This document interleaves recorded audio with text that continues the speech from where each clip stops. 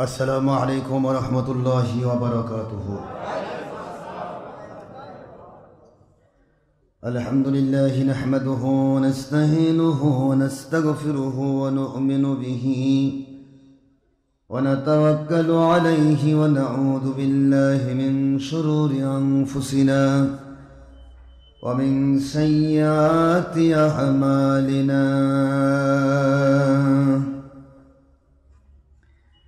من يهد الله فهو المهتدي ومن يضلل فلن تجد له وليا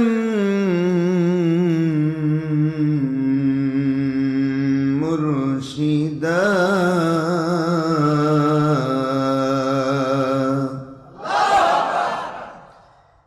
ونشهد أن لا إله إلا الله وحده لا شريك له.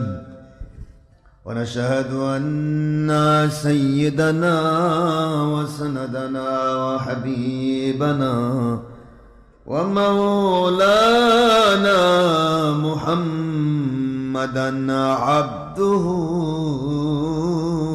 ورسوله صلى الله عليه وسلم الذي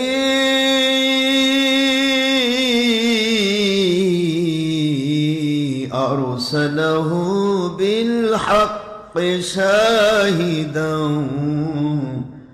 ومبشرا ونذيرا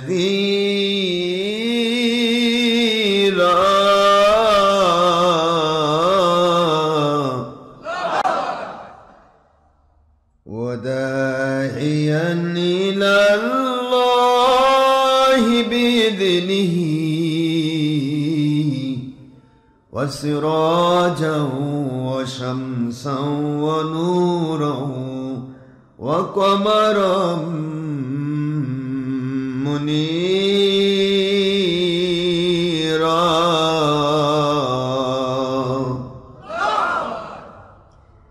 فقد قال الله تعالى في كلامه المجيد وفرقانه الحميد وبرهانه التوحيد والرسالة والولاية والآخرة.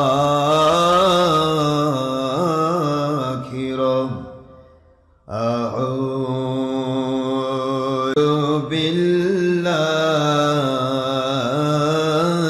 من الشيطان الرجيم. بسم الله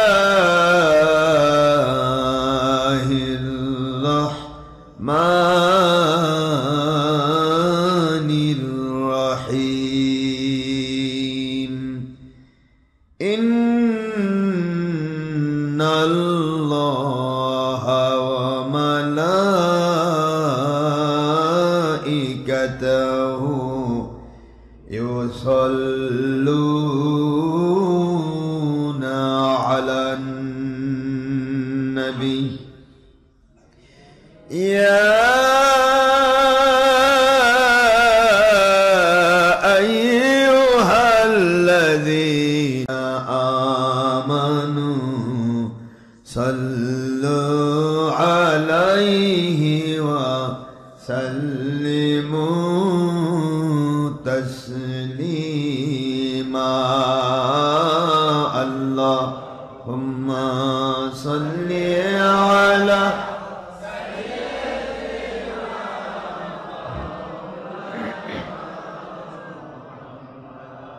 وعلى آل سيدنا مولانا محمد. الله يبني دايا করুন নসিব করুন সোনার মা मदीना अल्लाह अपनी दया करुन नसीब करुन सोनार मदीना नूर नबी जी के बार बार सपने ना देखैया मौला मुदिल कबर देशे निबेन ना अल्लाहुम्मा सल्ली अला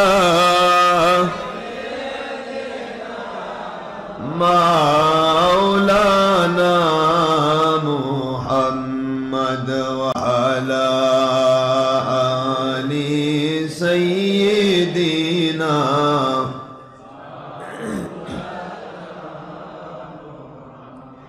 नहीं वाजो से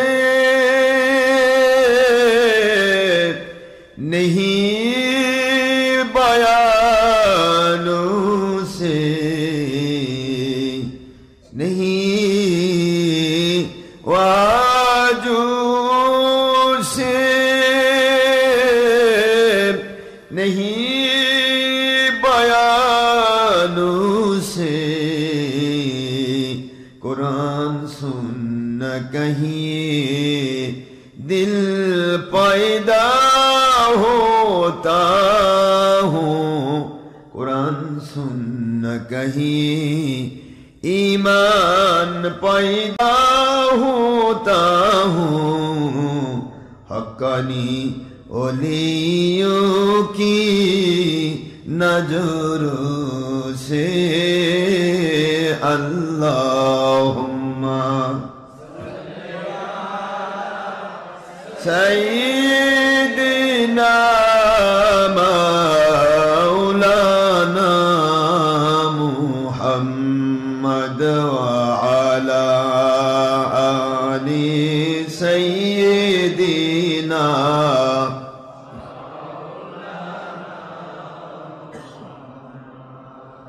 আমরা সবাই গুনাহগার গো নবীজি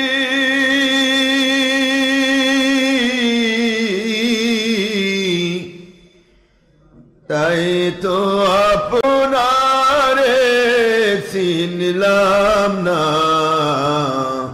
আমরা সবাই गुनाहगार गो नबीजी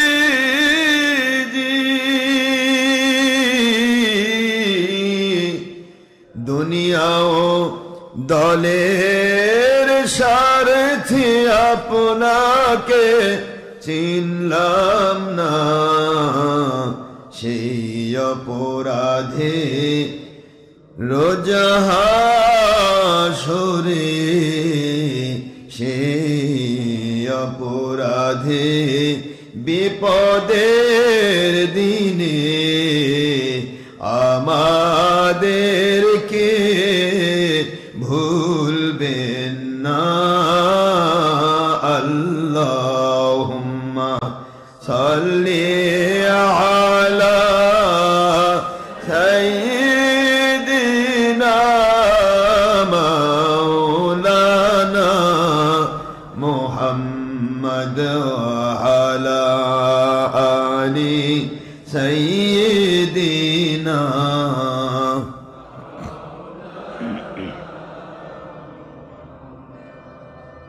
आखिरी नबीजी उनार उम्मत हमरा कुल कायनाते नाई जार तुलुना नबीजी उनार शाने मोहब्बतन मिली तो भावे दरूद পেশ করেন সকল ফেরেশতা ও স্বয়ং আল্লাহ রব্বুনা।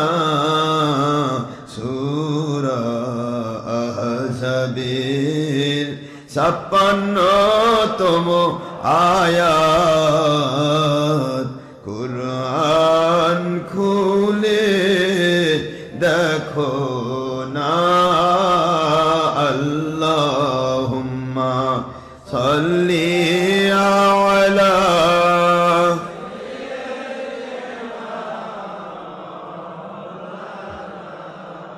মুহাম্মদ ওয়া আলা আলি সাইয়্যিদিনা।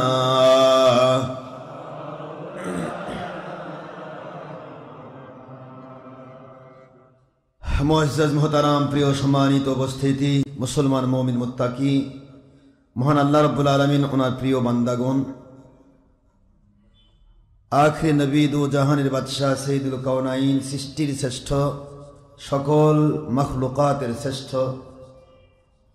নবী রাসূল আলাইহিমুস সালাম, ওনাদের নবী রাসূল সৈয়দুল মুরসালিন, ইমামুল মুরসালিন, খাতামুন নবিয়্যিন, আখিরি নবী, যার পরে কিয়ামত পর্যন্ত আর কোনো নবী রাসূল আসার সুযোগ নেই, মুহাম্মাদুর রাসূলুল্লাহ সাল্লাল্লাহু আলাইহি ওয়াসাল্লাম, ওনার প্রিয় উম্মত, পুরুষ মহিলা, জিন ইনসান, যুবক যুবতী, বৃদ্ধ বৃদ্ধা, ছাত্র ছাত্রী, কিশোর কিশোরী, সোনামণি আম্মাজান, মা বোন মেয়েরা, স্নেহের কচিকাচা মাসুম নিষ্পাপেরা, ইন্টারনেট অ্যান্ড ওয়েবসাইট সভ্যতার .com-এর সভ্যতার, কম্পিউটার সায়েন্সের সভ্যতার, মুসলিম উম্মার জাগরণের সভ্যতার, আগামী দিনের দেশ জাতি ও ইসলামের ভবিষ্যৎ কর্ণধার, ইমাম মাহদী আলাইহিস সালামের সৈনিক, খেলাফতের সৈনিক, যুবক তরুণ কিশোর, হিরোখণ্ড রত্নরাজি, হিরকের সম্ভার, যুবকেরা, তরুণেরা, কিশোরেরা, ছাত্রছাত্রী, ভাই বোনেরা, ইন্টারনেট রেডিওর মাধ্যমে ডক্টর আশরাফ সিদ্দিকী ওয়াজ কালেকশন অথবা ডক্টর আশরাফ সিদ্দিকী ওয়াজ বগুড়া, সুন্নি ওয়াজ বগুড়া, অথবা জঙ্গি সন্ত্রাসবিরোধী ওয়াজ ডক্টর আশরাফ সিদ্দিকী,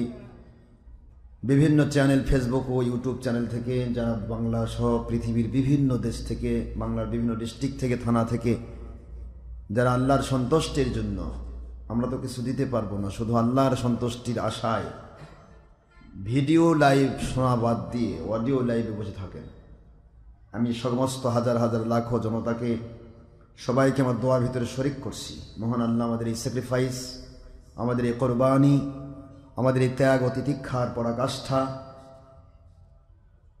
এই ত্যাগ তিতিক্ষাকে, আমাদের এই স্যাক্রিফাইসকে, এই কোরবানিকে, এই হারাম জগতে যত রকমের হারাম কাজ চলছে, হারাম সরাসরি, তার মধ্যে হারাম মুক্তভাবে আল্লাহর সন্তুষ্টির জন্য, আল্লাহকে ভয় করে হারাম ছেড়ে দিয়ে আল্লাহর সন্তুষ্টি হাসিলের উদ্দেশ্যে রেডিও লাইভে যারা বসে আছেন এবং যারা বিভিন্ন জায়গা থেকে কষ্ট করে বিভিন্ন মসজিদ, অসংখ্য মসজিদ অতিক্রম করে হকের দাওয়াত সিদ্দিকিয়া দরবার সুন্নতি জামি মসজিদ, এখানে এসে আপনারা উপস্থিত হয়েছেন, আমি সবাইকে আল্লাহর কাছে, আল্লাহর সমীপে সমর্পণ করছি।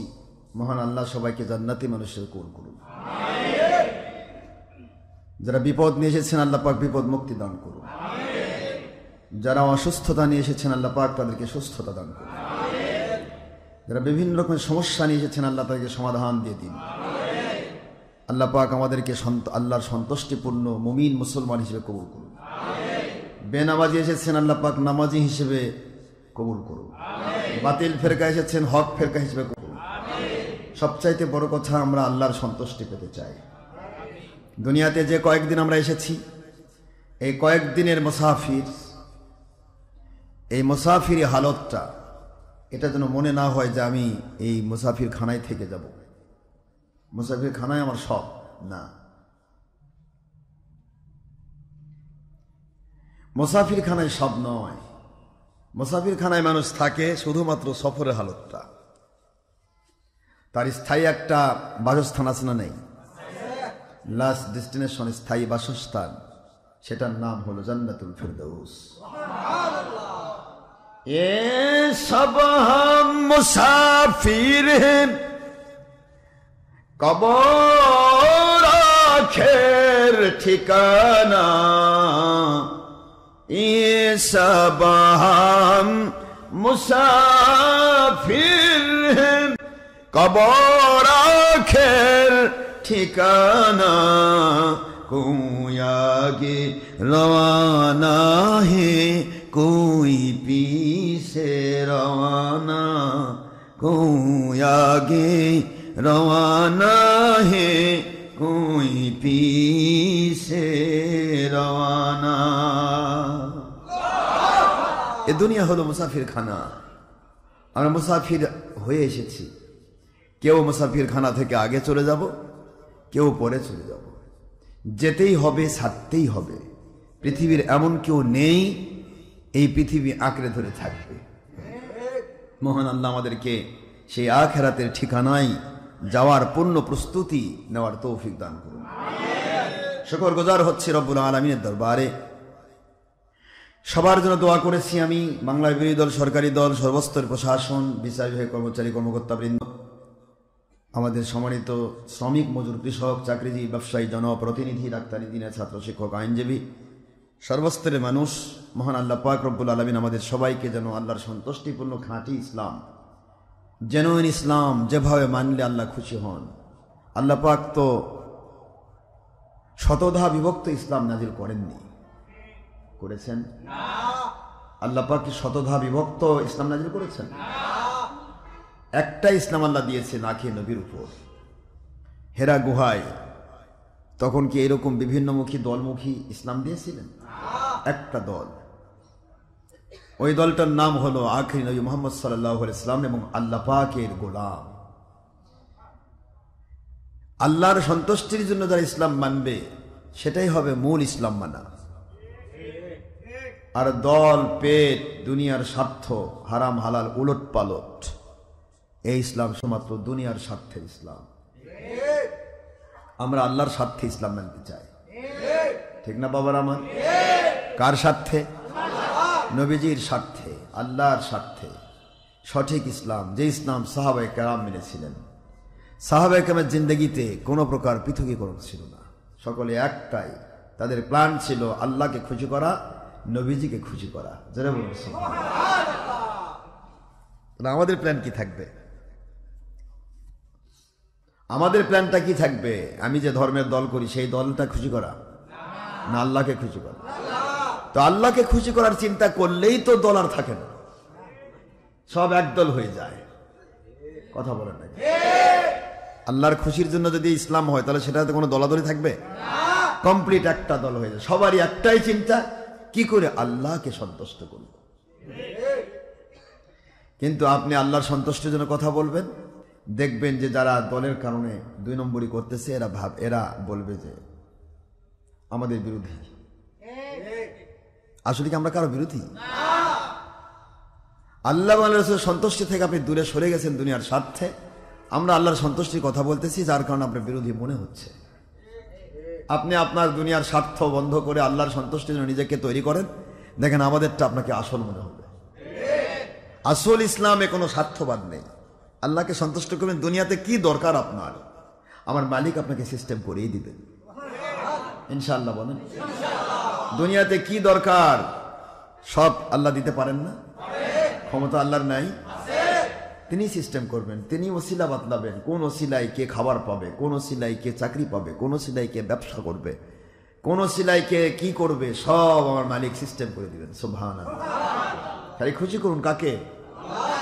একটু জোরে বলুন। আল্লাহকে খুশি করা আমাদের দায়িত্ব। আল্লাহকে খুশি করে দেখেন না, দেখেন আপনি কি গয়বী মদত পান। প্রকাশ করা যায় না কিন্তু প্রকাশ হয়ে যায়। আল্লাহর সন্তুষ্টির জন্য যদি বান্দা কাজ করে, সেই বান্দাটার জীবনে গুনাহ খাতাও যদি থাকে তবু আল্লাহ তাকে সাহায্য করেন। তার প্রমাণ আমাদের জিন্দেগি। আমরা তো অনেক গুনাহগার, আমরা তো নবী রাসূল সাল্লাল্লাহু আলাইহি ওয়াসাল্লামের গোলাম। নবীরা নিষ্পাপ মাসুম ছিলেন, তাদের কোনো গুনাহ খাতা ছিল না। তারপরেও কিন্তু তারা নিজেদেরকে অপরাধী ভাবতেন। রব্বানা যালামনা আনফুসানা ওয়া ইল্লাম তাগফির লানা ওয়া তারহামনা লানাকুনান্না মিনাল খাসিরিন। নবীগণ কি বলেছেন? আল্লাহ আমরা নফসের উপর জুলুম করেছি, আল্লাহ আপনি যদি ক্ষমা করে না দেন আমরা ধ্বংস হয়ে যাব। আসলে কি নবীরা ধ্বংস হবে? আসলে কি তারা জুলুম করেছেন? আসলে কি তাদের ক্ষমা করার কোনো বিষয় আছে? সবই তো তারা ওহী দ্বারা নিয়ন্ত্রিত। ওহী দ্বারা নিয়ন্ত্রিত নবীগণ এই কথা বলেন কেন? কারণ যুগে যুগে কোনো মানুষ যেন ইবাদত করে বা সত্য মানার পরে তারা যেন অহংকারী না হয়। অহংকার, আমি আর কিছু, আমার কোনো গুণ নাই, আমি সবার উত্তম, নো। আনা খয়রুম মিনহু বলা একটা মাত্র ব্যক্তিরই কথা, সেটা হলো মিস্টার ইবলিস। আনা খয়রুম মিনহু নই, আমরা কেউ নই, আমরা কারো চেয়ে উত্তম নই। আমরা শুধুমাত্র আল্লাহর গোলামি করছি, অন্যকে আল্লাহর গোলামি শিখাচ্ছি। এই গোলামিটা শেখানোটাই আমাদের দায়িত্ব। এই দায়িত্বটা আল্লাহ দিয়েছেন বলে আমরা করছি। আল্লাহ যদি দয়া না করতেন, দয়া করে না দিতেন, আমরা কিছুই করতে পারতাম না। নিরহংকার, অহংকার মুক্ত জীবন যাপন করতে হবে। তো আল্লাহ রাব্বুল আলামিন ওনাকে সন্তুষ্ট করলে দুনিয়াতে সব পাওয়া যায়। আপনি যা চাইবেন দেখবেন আপনার প্রত্যেকটা জিনিস আল্লাহ পাক কবুল করে নিচ্ছেন।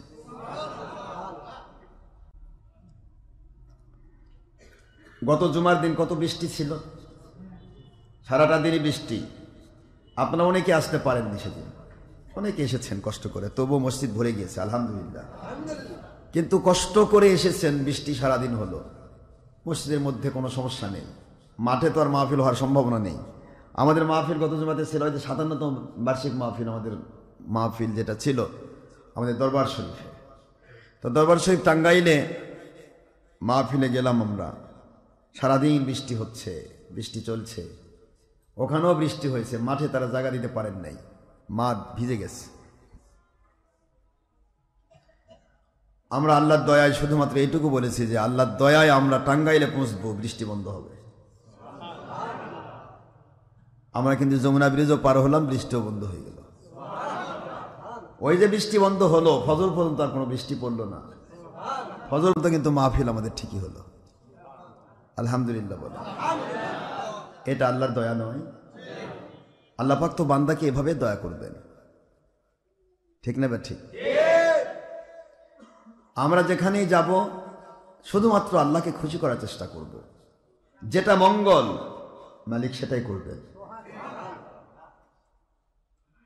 তবে হ্যাঁ, ওই দিনের মাহফিল যদি ওখানে দরকার না হয়, প্রয়োজন না হয়, বা ওটাতে কোনো ক্ষতি হয় বা সম্ভাবনা থাকে বিভিন্ন রকম অসুবিধার, তাহলে আল্লাহ পাক রব্বুল আলামিন সেভ করবেন, মাহফিল থেকে আপনাকে হেফাজত করবেন। কিন্তু যদি মাহফিল করাটাই যদি আল্লাহর পক্ষ থেকে মঙ্গলজনক হয়, আমার মালিকই সিস্টেম করে দিবেন কিভাবে মাহফিল করতে হবে। এইগুলি শুনলে শিখলেই তো বাতিল ফেরাগুলো একটু চিন্তা করা দরকার, যে মাহফিল বন্ধ করার চেষ্টা করে কি করব আমরা? যাকে আল্লাহ গায়েবে মদত করে মাহফিল করায়, তার মাহফিল বন্ধ করব কি দিয়া? ঠিক না? ঠিক বল। এগুলি চিন্তা তো মাথায় আসবে তার, যার ভিতরে ইমান থাকে। ইমান থাকলে তো এই চিন্তাগুলি আসবে, ইমানই নাই, চিন্তা কি? আপনারা দেখেছেন এর আগে যদি আওয়ামী লীগ, বিএনপি, বিভিন্ন পেন্টুডালা লোক যদি মাহফিল বন্ধ করে কোনো কারণে, রাজনৈতিক কারণে মাহফিল বন্ধ করেছে, আওয়ামী লীগের দাওয়াত দিয়েছে, বিএনপি দেয়নি, বিএনপি দিয়েছে, আওয়ামী লীগ দেয়নি, দুই গ্রুপ গুতাগুতি করে মাহফিল বন্ধ করে দিয়েছে, এরকম হয় না? তো মাহফিল হয়নি, হলো না, তারপরে ওই নেতারা যাদের কারণে মাহফিল হলো না, তারা মুখ দেখায় না, ভয়ে লুকে থাকে, হাই হাই মানুষ কি বলবে, আমরা মাহফিল নষ্ট করলাম, কোরআনের মাহফিল নষ্ট করলাম। তাদের মনের মধ্যে একটা আলাদা ইতস্তত বোধ, একটা আলাদা তাদের ভিতরে একটা মানে লজ্জাবোধ, নাকি লজ্জা কাজ করে, না জানি কি, মানুষ কি বলে, আমরা কিরকম, আমরা কোরআনের মাহফিল নষ্ট করলাম। আর এখন টুপি মাথার দিয়ে মাহফিলে ঘুষ দিয়ে মাহফিল বন্ধ করার চেষ্টা করে, পারতেছে না, তাও মিথ্যা বলে বেড়াচ্ছে আমরা মাহফিল বন্ধ করে দিছি। তাহলে এই বাতিল ফেরকাগুলো বুঝেন আপনারা, কথা বুঝতেছেন আপনারা? এই বাতিল ফেরকাগুলোর ইমান আছে? পেন্টুলালাও লজ্জা পায় মাহফিল বন্ধ, মানুষ কি বলবে, মাহফিল বন্ধ করে দিলাম। আর এর লজ্জা যদি থাকতো তাহলে কোমর পক্ষে প্রকাশ করার সাহস পেত না। মাহফিল তো বন্ধ করা পারছেই না, ঘুষটাই ব্যর্থ, ঘুষই ব্যর্থ, ঘুষ দিয়েছে কিন্তু কাগজ লাগেনি, মাহফিল ঠিকই হচ্ছে, তারপরে মানুষের বেড়াচ্ছে মাহফিল বন্ধ করে দিছি, মানে মাহফিল বন্ধ করেই খুশি। কথা বোঝেননি আপনারা? এটা কেন? ইদা ফাতাকাল হায়া ফাফআল মা শিতা। নবীজি বলেছেন যখন কারো লজ্জা শেষ হয় তার দ্বারা সব সম্ভব। জুতা দাঁতের মধ্যে নেবে তাও করবে, আমার কোনো লজ্জাই নাই। জুতার বাড়ি খেয়ে তাকে কত জায়গা জুতার বাড়ি খেলাম, কোনোদিন অপমান হয়নি। কথা বলেন না কেন? আল্লাহর হাবিব সাল্লাল্লাহু আলাইহি ওয়াসাল্লাম আবার বলেছেন, লা হায়া লিমান লা ঈমান লাহু ওয়া লা ঈমান লিমান লা হায়া লাহু। তার লজ্জা নাই যার ঈমান নাই, যার ঈমান নাই তার লজ্জা নেই। এই হলো বাতিল 72, খারেজি, ওহাবি, তবলিগি, চরমুনাই। এরা মাহফিল বন্ধের জন্য টাকা ঘুষ দেয়, কিন্তু পারে না। মানুষ বলে বেড়ায় যে আমরা মাহফিল বন্ধ করেছি। কথা কন না কেন জোরে? এই তো এদের জিন্দেগি। তাহলে এদের ঈমান কোথায়? কোরআন মাহফিল বন্ধ করার জন্য চেষ্টা যারা কথা ঈমান আছে। এখন আমরা যদি বলি তাহলে আমাদের কাফের কয়,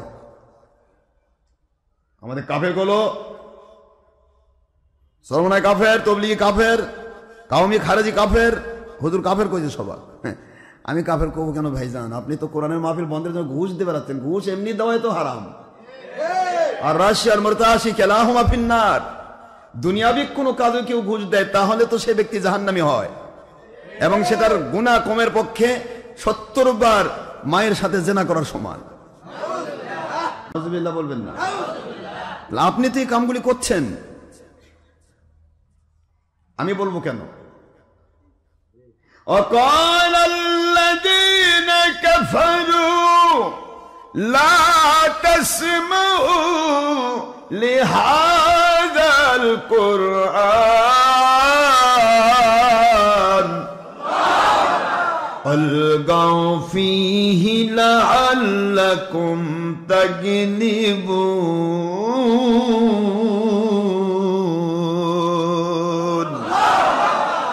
কে বলছে এই কথা? দেখেন তো, কাফের আমি কই না আল্লাহ কইছে। দেখেন কি বলেন আল্লাহ, সূরাতুল হামিম সাজদা 24 পারার শেষে 26 নম্বর আয়াত। আল্লাহ রাব্বুল আলামিন বলেন, ও দুনিয়াবাসী শোনো, এই দুনিয়াতে যারা ধর্মের নামে অধর্মের নামে কোরআন শরীফের মাহফিল বন্ধের চেষ্টা করবে, তোমরা কোরআন শোনো না, কোরআন শুনতে দিও না। লা তাসমাউ লিহাদাল কোরআন, কোরআনের ইবারত বলতেছি, বানাচ্ছি না। এই কোরআন শোনো না, এই কোরআনের সঠিক ব্যাখ্যা শোনো না। কারণ এই সঠিক ব্যাখ্যা যদি শোনো, তোমরা কোরআনের নামে যে যত উল্টা পাল্টা করছো, 2 নম্বরই করছো, ধরা খেয়ে যাবে। 2 নম্বরীতে তোমরা বিজয় লাভ করতে পারবে না। এই জন্য কোরআনের সত্য কথা যারা বলে তাদের কথাগুলি বন্ধ করে দাও, শোনো না, শুনতে দিও না। এই কথাগুলি বলে কারা? আল্লাহর কোরআনের ইবারত, ক্বালাল্লাযীনা কাফারু। কোরআনের ইবারত কি? ক্বালাল্লাযীনা কাফারু। তা আল্লাহ যদি আমানু কইতো তাহলে আমি ঈমান করতাম। কথা বলেন দেখেন, আল্লাহ পাক যদি আমানু বলতেন, ক্বালাল্লাযীনা আমানু, মুমিনরা বলে তোমরা কোরআন শোনো না, অন্যকে শুনতে দিও না, তাহলে আমি আপনাদেরকে ঈমান দিই। কিন্তু আল্লাহ তো ক্বালাল্লাযীনা কাফারু, কাফেরদের প্রচেষ্টা হলো কোরআন শোনো না, শুনতে দিও না। তাহলে এই ভূমিকা তো আজকে আপনারাই পালন করছেন। তো কোরআন যা কাফের কয়, আমি তা কি করবো? আমি তো মুমিন বলি, তাহলে তো আল্লাহ পাক ধরবে আমাকে। আমি বললাম একটা, তুই বলিস আরেকটা। কথা বলেন না কেন জোরে? কত নিকৃষ্ট হলে মানুষ কোরআনের মাহফিল বন্ধের জন্য ঘুষ নিয়ে ঘুরে এবং মসজিদের মধ্যে পরামর্শ করে, মুশাওয়ারা করে। এই লোকের মাহফিল যদি বন্ধ না করা হয় তাহলে আমাদের দল থাকবে না। চিন্তা করেন, আমরা আমার মালিকের দয়া ইহসানে আল্লাহর সন্তুষ্টির কথা বলছি, বানানো কোনো গল্প করছি না। কোরআন শোনার ডকুমেন্টে সত্য বলি। যদি সত্য না বলতাম তাহলে বাতিল ফেরকায় তো গোটা জগৎ ভরা, এতদিন আমাকে খেয়ে ফেলতো। আশরাফ সিদ্দিকী, আপনি ভুল, আসেন আপনাকে তওবা করাবো। কিন্তু সে সাহস নাই, খালি কয় স্যার বাঁচান স্যার, ওই আসলে আমাদের দল থাকবে না স্যার। কেন স্যারক ওই কথা বলার আগে স্যার আগে কথা বলেন না কেন? স্যার আশরাফ সিদ্দিকী ডাক দেন, স্যার ওনাকে আমরা তওবা করাবো স্যার। এটা স্যারক কোয়া পারে না। সারেক যা কয়, স্যার ঘুষ থাকলো এক পুটলা ঘুষ থাকলো, এটা খান আর দয়া করে মাহফিলটা নষ্ট করেন। আর কিছু ওই রকম ওই মার্কা তো সার আছে, ওই খারেজি মার্কা ষাঁড়, ওই ষাঁড় কয় যা পোটলা যখন পাইছে আর সমস্যা কি। এই পোটলা নিয়ে ষাঁড় যাচ্ছে মাহফিলে। আমি আবার ডাকি, ষাঁড় আসেন, কয় টাকা খাইছেন? গুণী টাকা দুটা। তারপর দেখি ষাঁড় ঘুষও খেলো, ষাঁড় আমার সামনে দাঁড়ালো না, তাহলে ভুলে চলে গেল। মাহফিল ঠিকই হলো। আলহামদুলিল্লাহ বলেন না মুসলমান? এই চলছে আমার বাংলাদেশের খেলা। মনের মধ্যে যার পাপ আছে তার সব সময় কথা দুর্বল। পাপ নিয়ে কখনো বলিষ্ঠ কথা বলা সম্ভব নয়, কারণ মন তো বারবার করে তুই থাম থাম থাম, আগাস না, যা করেছিস ধরা খাইলে কিন্তু বিপদ আছে। এই জন্য ষাঁড়ও সামনে আগায় না। যে ষাঁড় ঘুষ খায় সে ষাঁড় সামনে গিয়ে, আমি ডাকি আমার আমরা কমিটিকে সমস্যা করছে কেন, আমার কাছে ডাকো, ডাইরেক্ট ইন্টারনেটে আছে তো ওয়াজগুলা, আমার কাছে ডাকো, দেখি কোন ষাঁড় আসছে, কয় টাকা খাইছে, আমি একটু টাকাগুলো গুনি। ষাঁড় কয় ওয়াজ করুক, আমি বাধা দেব না, চলে যায়। এই হলো বাংলাদেশের ষাঁড়। আপনারা মানে আশ্চর্য হবেন যে মানুষ কত খারাপ হতে পারে। ওই একই জায়গায় একটা হিন্দু মানুষ, কোথায় বীরগঞ্জ, সেই এমপি সাহেব, আমরা মাহফিল করলাম বীরগঞ্জের হিন্দু এমপি, সে বলে আশরাফ সিদ্দিকী মাহফিল করবে, পুলিশ প্রয়োজনের প্রোটেকশন দেবে, কোনো মাহফিলে কেউ বাধা দিতে পারবে না। এইটা কোন ষাঁড়? ঘুষ খাওয়া ষাঁড়। এর চাইতে এমন ঘুষ খাওয়া ষাঁড় মুসলমানের চাইতে হিন্দু অনেকগুলো ভালো। তা ঘুষও দেওয়া পারে না, বড় মারা তাই খবরদার মাহফিল নষ্ট করতে পারে, মাহফিলের জায়গায় হবে। এই হলো এদের জিন্দেগি। আমি কেমন তাদের মুসলমান বলবো? কথা কর না কেন? খালি মানুষ কয় আমাদের কাফের কয়, আমি বলে কাফের বলি। আমি তো কাফের বলতে পারবো না। যাকে আল্লাহ কাফের বলেন তাকে আমি মমিন বলবো না, তাহলে আমার ইমান থাকবে না। আর যাকে আল্লাহ মমিন বলেন তাকে আমি কাফের বলবো না, তাহলে আমার ইমান থাকবে না। আল্লাহর কথাই অনিবার্য, আল্লাহর কথাই ইউনিভার্সাল ট্রুথ, চিরন্ত সত্য।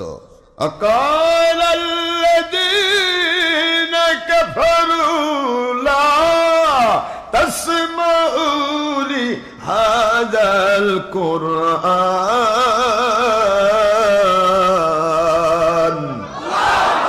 ألقوا فيه لعلكم تغلبون।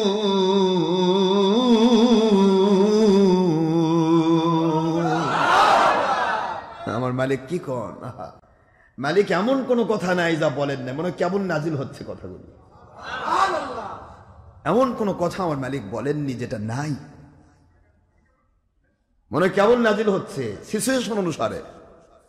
কোরআনের মাহফিল বাধা দিবে, তাও আল্লাহ অ্যাডভান্স ১,৫০০ বছর আগে সিস্টেম করে দিলেন। আমার মালিকের কথাগুলি কত কত কঠিন সত্য এবং কত নিত্য নতুন।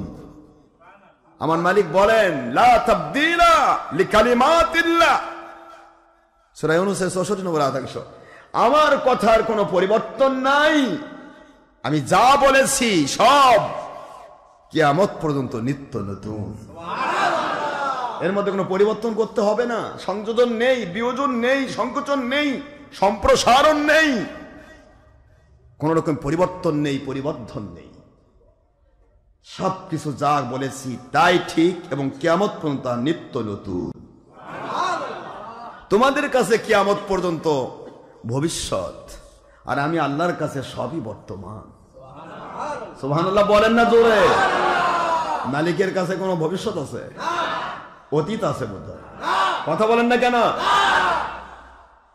সব আমার মালিকের কাছে বর্তমান। সুবহানাল্লাহ, কুল্লুহা হাল। আমার মালিকের কাছে সবই বর্তমান, যার কারণে যখন কোরআনের আয়াত পড়া হয় তখন ওই কেবল নাজিল হচ্ছে, এই মাত্র নাজিল হচ্ছে। আর রহমান আল্লামাল কুরআন খালাকাল ইনসান আল্লামাহুল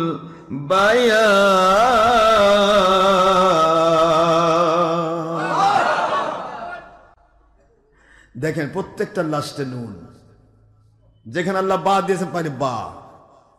তাব্বাত ইয়াদা আবি লাহাবি ওয়া তাব মা আগনা আনহু মালহু ওয়া মা কাসাব সায়াসলা নারুন যাতা লাহাবি ওয়া ইমরাতুহু হাম্মালাতাল হাতাব ফি জিদিহা হাবলুম মিন মাসাদ। সুবহানাল্লাহ। কিভাবে মিল মিল করে আল্লাহ কোরআন শুনছে, মনে হয় কবিতার মতো নাজিল হচ্ছে, একটার সাথে আরেকটার কত মিল, মানে কেবল নাজিল হচ্ছে। আর রহমান, তিনি সেই রহমান, দাতা, দয়ালু, যিনি না চাইতে বান্দাকে সব দিয়েছেন। কে দিয়েছেন? আল্লাহ। বলেন কি দিয়েছেন? এখন প্রশ্ন করেন আল্লাহকে, আল্লাহ কি দিয়েছেন? কি দিলেন আল্লাহ? আলো বাতাস খালি আপনাকে কে দিছে? কত মানুষ কান্দে, হুজুর এটা সন্তান নাই, হুজুর এটা সন্তান যেন হয়। একটা সন্তান পাওয়ার জন্য কত কষ্ট। সন্তানকে দেন রেকন সুবহানাল্লাহ। সন্তান কে দেয়? আল্লাহ সন্তান দেন। মালিক খলিক রব, তিনি শুধু একটু করে মিডিয়া চান, একটু করে বাহানা। বাহানা রহমতে ইলাহি, বাহানা মিজওয়াদ। আমার মালিক বাহানা তালাশ করেন, বাহানা দিয়ে সন্তান দেবেন। সন্তান অনেকের হয় না, 20 বছর বয়স, 20 বছর সন্তান হয়নি। আমি গুনাহগারের কাছে আসে একদিন বলতে, হুজুর আমার সন্তান হয়নি। কয় বছর? কয় 20 বছর। আর কি সন্তান হবে? বুড়া হয়ে গেছি। আমাকে বুড়া খেলে হয় না। হযরত ইব্রাহিম আলাইহিস সালামকে আল্লাহ 80 বছর বয়সে সন্তান দিয়েছেন। এটা ইব্রাহিম আলাইহিস সালামকে দিয়ে আমাদের শিক্ষা দেওয়া হলো। মিল্লাতা আবিকুম ইব্রাহিম হুয়া সাম্মাকুমুল মুসলিমিন।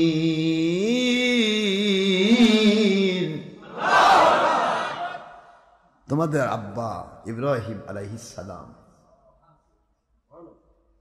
তার মিল্লত, ওই মিল্লতের মধ্যে তোমাদের অনুসরণীয় অনেক কিছু আছে। যারা বলুন সুবহানাল্লাহ। হুয়া সাম্মাকুমুল মুসলিমিন, তিনি তোমাদেরকে মুসলমান নামকরণ করেছেন। মুসলিম নামকরণ। এর আগে সকল মানুষ মুসলমান ছিল, সব নবী রাসূল আলাইহিস সালামের উম্মতগণ মুসলিম ছিল, কিন্তু কারো নাম মুসলমান ছিল না। কথা বুঝতে পারেননি? কিন্তু আমাদের নামকে মুসলমান করেছেন নামকরণ ইব্রাহিম আলাইহিস সালাম। তো তাকে অনুসরণ করেন। 80 বছর বয়সে আল্লাহ সন্তান দিলেন। একবারও উনি চিন্তা করেনি যে আমার সন্তান 80 বছর বয়স হবে। খালি এক চিন্তা, আল্লাহ বলছি যদি দরকার হয় দিবে। আল্লাহ ইব্রাহিম আলাইহিস সালাম খালি দরকার না, আপনার মধ্যে সন্তান দেব, তার মধ্যে আমি আখিরি জামানার পয়গম্বর পাঠাবো। দিলাম তো 80 বছর বয়সে, অসুবিধা নাই, কিন্তু 80 বছর বয়সে দিয়েছি, তার মধ্যেই তাকে আবার আমার আখিরি নবীর পূর্বপুরুষ বানাবো, ইসমাইল আলাইহিস সালাম। সুবহানাল্লাহ বলেন। দেননি 80 বছর, আর আপনি 20 বছরে কাবু হয়ে গেছেন। আনা ইনদা জন্নি আবদি বি, আপনি মালিকের কাছে এই বলিষ্ঠতা রাখেন, পৃথিবীতে যদি আমার সন্তানের প্রয়োজন হয়, কিসের 20 আর কিসের 30, আমার মালিক আমাকে দিবেন। আর যদি না হয় দেবেন না, মালিকের উপর ছেড়ে দেন, চাইতে থাকেন। আমি আমার জিন্দগিতে সন্তান চাইনি কোনোদিন। আমাকে মালিক সন্তান দিয়েছে, 2টা কন্যা সন্তান, আলহামদুলিল্লাহ। আল্লাহর দয়া দিয়ে তারা আমার নবীর সাথে যথেষ্ট কানেক্ট, শরৎ থাকতেই নবীজিকে দিকে ফেলছে। আলহামদুলিল্লাহ বলবেন না? 2টা সন্তান আমাকে দিলেন। আমি একবারও আল্লাহ বলি না আল্লাহ ছেলে সন্তান দেন, আপনার প্রয়োজন যা তাই দিবেন, আমার প্রয়োজন নেই। আমার প্রয়োজন আপনাকে খুশি করা। কি ঠিক না? হয়তো ক্বালা রাব্বুহু আসলিম, আল্লাহ পাক বলেন ইব্রাহিম আলাইহিস সালাম আপনি মুসলিম হন, আত্মসমর্পণ করেন। আসলে ইব্রাহিম আলাইহিস সালাম কি আত্মসমর্পণ করেননি? আমাকে শেখানোর জন্য, আপনাকে শেখানোর জন্য। যিনি নবী, তিনি তো আত্মসমর্পণের কারণে নবী পাইছেন, নবুয়ত পাইছেন, নাকি কোন আপনারা? বর বিয়া করতে আসছে, তাহলে বড় যদি কয় বাবা তুই বর হ, তার মানে কি ওই বর হয়নি? এমনি বিয়া করবে আসছে? কথা বলেন না কেন? বর বিয়া করবে আসছে তো বর বর বলে তো বিয়া করতে আসছে, তারপরে করছে বর হন। তার মানে কি? অন্য বরদেরকে শেখানোর জন্য। কথা বোঝেননি আপনার? আমার আল্লাহ বলছেন আসলিম, আপনি আত্মসমর্পণ করেন, মুসলিম হন। ইব্রাহিম আলাইহিস সালাম বলে আসলাম তুই রব্বিল আলামিন, আমি আমার মালিকের কাছে আত্মসমর্পণ করলাম। আল্লাহকে ইব্রাহিম আলাইহিস সালাম আমার উপর আত্মসমর্পণ করেছেন, তাহলে আমি একটু কিছু টেস্ট করবো। On test. কি টেস্ট? যত টেস্ট আছে করেন আল্লাহ, আপনার ইচ্ছা। 80 বছর সন্তান দিব না। যাদের সন্তান হয় না তাদেরকে আপনার মাধ্যমে শিক্ষা দেব। জোরে বলুন সুবহানাল্লাহ। দিব ঠিকই, সেই সন্তানটাকে আবার জব করার হুকুম দেব। যাদের সন্তান হয়েছে অন্ধের যষ্টি একমাত্র সন্তান, সেটাও আমি আল্লাহ পাকের পক্ষে যেন ব্যবহার করে, এই জন্য আমি শিক্ষাটা দেওয়ার জন্য আপনার 80 বছরের দেওয়া 80 বছর বয়সে সন্তান দিলাম, 9 বছর বয়স দিয়ে মতান্তরে 13 বছর, তো 9 বছরই ধরি, 9 বছর 80 থেকে 9 89 বছর। হ্যাঁ, 89 বছরে আবার বলবো যে আপনার সন্তান করেন, তাও আবার ইঙ্গিত দিয়ে বলবো, জব করতে বলবো, তাও সন্তানের কথা বলবো না। আপনার প্রিয় জিনিস স্বপ্নে দেখতেছে, নিজের ছেলেকে নিজে জবাই করতেছে, কোরবানি করছে। আল্লাহ বলেন এটা বলার উদ্দেশ্য, সন্তান যেটা আমি দিব সেটাকে আমার পথে ব্যয় করতে হবে। সুবহানাল্লাহ বলবেন না জোরে? এগুলি শিক্ষা বাবা, হাজার শিক্ষা রয়েছে, কত শিক্ষা যে রয়েছে। আমরা তো খালি ওয়াজই করি, কিন্তু শিক্ষা তো নেই না। ওয়াজ করে যারা তারা শিক্ষা নেয় না, ওয়াজ শুনে যারা তারাও শিক্ষা নেয় না। খালি শোনা আল্লাহ শুনে গেল, বকা আল্লাহ বকে গেল। ওই আমাদের বৃদ্ধ যুক্তিবাদী এক ওয়াজ করে, বাপের ওয়াজ। কয় যে আমার আব্বার কাছ থেকে শুনছি। কি শুনছে? কয় দাদা আর নাতি ওয়াজ শুনতে গেছে। ওয়াজ শুনতে গিয়ে তারপরে বললো, বাবা খবরদার, নাভির উপর থেকে হাঁটুর নিচ পর্যন্ত কাপড় পরা ফরজ, সতর, এটা কিন্তু খোলা যাবে না বাবা, খুললে কিন্তু কবিরা গুনাহ হয়। সব ওয়াজের মধ্যে এই ওয়াজটা নাতি মুখস্থ রাখছে যে নাভির উপর থেকে হাঁটুর নিচ পর্যন্ত কাপড় খোলা যায় না। এটা ওয়াজ নাতি মুখস্থ করছে। Third generation. ফার্স্ট জেনারেশন তো দাদা, কথা বলে না। ফার্স্ট জেনারেশন, সেকেন্ড জেনারেশন নাতি, হ্যাঁ বাপ। থার্ড জেনারেশন, এখন ফোর্থ জেনারেশন, 4G। এটা পুতির যুগ। এখন দাদাও নাই, বাবাও নেই, এখন নাতিও নেই, এখন পুতি। Fourth generation. তো থার্ড জেনারেশন আর সেকেন্ড আপনার ফার্স্ট জেনারেশন, দাদা আর নাতি ওয়াজ শুনেছে। ওয়াজ শুনে দাদা আর নাতি ওয়াজ শুনছে। দাদা কি মনে রাখছে সে দাদাই ভালো জানে, কিন্তু নাতি শুনে রাখছে একটা ওয়াজই মনে রাখছে, সেটা হলো নাভির উপর থেকে কাপড় হাঁটুর নিচ পর্যন্ত কাপড় রাখা ফরজ। এটা সতর পুরুষের জন্য, আর মহিলার জন্য পুরা শরীর সতর। তো সতর, এই সতর খোলা যায় না, এতে কবিরা গুনাহ হয়। এটা নাতি মুখস্থ করছে। তো কোরআন শরীফের, হাদিস শরীফের আলোচনা যদি শোনে, আল্লাহর হাবিব বলেছেন, নবীজি বলেন, কোন হাক্কানি আল্লাহর ওলির কাছে গিয়ে, হক্কানি আলেমের কাছে গিয়ে একটা মাসলা যদি কেউ শিখে, তাকে 1000 রাকাত নফল নামাজের চেয়ে উত্তম বদলা দেওয়া হয়। তো নাতি তার ভালো কাম করছে, একটা ওয়াজ মুখস্থ রাখছে, বাকি ওয়াজ মুখস্থ করে আসতেছে। আসার পথে বাড়িতে যাওয়ার আগে একটা খাল পাওয়া যায় না, এরকম নদী, ছোট নদী। তো দাদা বলতেছে, নৌকা টোকা তো নাই রে নাতি, কি করবি? কয় না দাদা, তাহলে খাক, এই আশেপাশে আত্মীয় বাড়িতে থাকি, তারপরে বাড়িতে গিয়ে সকালে যখন নৌকা আসবে তখন বাড়িতে যাব। দাদা কয়, তুই আমি নামিয়ে নিছে, তুই ধীরে ধীরে নাম, দেখা যাক কি করা যায়। তো দাদা দেখে যে যতখানি কাপড়, যতখানি পানি ততখানি কাপড় উঠায়, ওটাতে লাস্টে যাতে ঘাড়ের মধ্যে কাপড় বাঁধছে। তো নাতি বলতেছে, থার্ড জেনারেশন ফার্স্ট জেনারেশন করছে, দাদা ওয়াজ শুনলাম যে হাঁটুর নিচ থেকে নাভির উপর থেকে হাঁটুর নিচ পর্যন্ত কাপড়, এটা ফরজ, খোলা যায় না, আর আপনি যে দেখি যে আপনার ঘাড়ের মধ্যে তুলছেন কাপড়, ব্যাপার। তো দাদাই বলতেছে, তুই এক ওয়াজওয়ালা হচ্ছিস, তোর বাপের জন্মের আগে থেকে আমি ওয়াজ শুনি, কিন্তু কোনোদিন কোনো ওয়াজ আমি এই খালের উপর নিয়ে যাই না। কথা বুঝতে পেরেছেন? মানে খালের ওপারে রাখিয়া চলে আসে। তা আপনারা যদি ওয়াজ শোনেন, আমল না করেন তাহলে কিন্তু আসলে মর্যাদা হওয়া সম্ভব নয়। তবে ওয়াজ যে শুনেছেন, আপনি ওয়াজ যে শুনলেন, আপনি যে একটা মাসলা শিখলেন, এই মাসলা শেখার মূল্য আছে না নাই? তো আমরা তো মাসলা শিখি না, আমরা শুধু বলে যাই আর শুনে যাই, কিন্তু আমল তো করি না।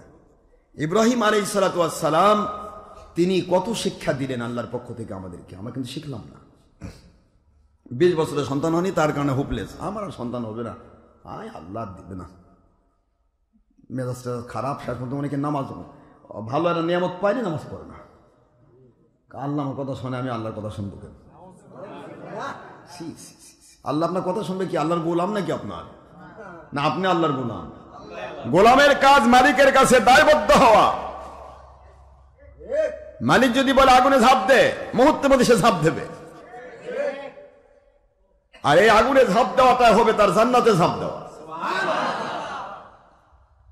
কেন বুঝবো না? এগুলি শিখতে হবে। সামনে দাজ্জালের সময় ঘনিয়ে আসতেছে। দাজ্জাল যখন আসবে, আখির নবী অ্যাডভান্স 1500 বছর আগে বলে দিয়েছে। কে পড়ে? তো হাদিসের পাতায় পড়ে আছে, এত গুরুত্ব নেই, পড়াশোনা তো নাই। যে যে হুজুর মানে সেই হুজুরের নেংটি ধরে চুপ করে থাকে, হুজুর যা কয় ওটাই ঠিক। আপনাকে বুঝতে হবে। নবীজি বললেন দাজ্জালের ডান হাতে জাহান্নাম, বাম হাতে জান্নাত। ডান বামে জান্নাত জাহান্নাম রেখে দিছে দাজ্জাল। একটা মানুষকে ধরবে, যে দাজ্জালকে মানবে তাকে জান্নাতে ঢুকাবে। আল্লাহর হাবিব বলে ওই দাজ্জালের জান্নাতে ঢুকলি মানে আমার আল্লাহর জাহান্নামে ঢুকলি, আর দাজ্জালের জাহান্নামে ঢুকলি মানে আমার আল্লাহর জান্নাতে ঢুকলি। সুবহানাল্লাহ বলবেন না জোরে? এটা কি দাজ্জাল যখন নামবে তখন মনে থাকবে? ও কথাই মনে নাই। আরে দেখতেছি দাজ্জালমান জান্নাত, কিসের ঘোড়ার দিবে? কই 1500 বছর আগে নবী কইছে থো আগে জান্নাতে ঢুকি তারপরে যাই হোক। নাউজুবিল্লাহ। দেখা যাচ্ছে দাউ দাউ করে আগুন জ্বলতেছে, আমার বাপ দাদা পুড়তেছে, আর আমিও পড়বো নাকি? তার মানে ইমানের গতি কত নিচে যাবে। এই করতে করতে দাজ্জাল 1999 জনকে কব্জা করে ফেলবে। কয়শো? ওই 1 টাকার পারবে না। ওই 1 টাকা 1000 চেষ্টা করলে কবে তুই কাফের, তোকে মানবে রে, ডাইরেক্ট বলবে তুই কাফের। এই যে তোর কপালের মধ্যে আমি লেখা দেখতে পাচ্ছি, কাফ আলি ফারা কাফের, একবার ডাইরেক্ট লেখা থাকবে কপালের উপর, কিন্তু ওই 999 জনের চোখে পড়বে না। কথা করছেন না কেন?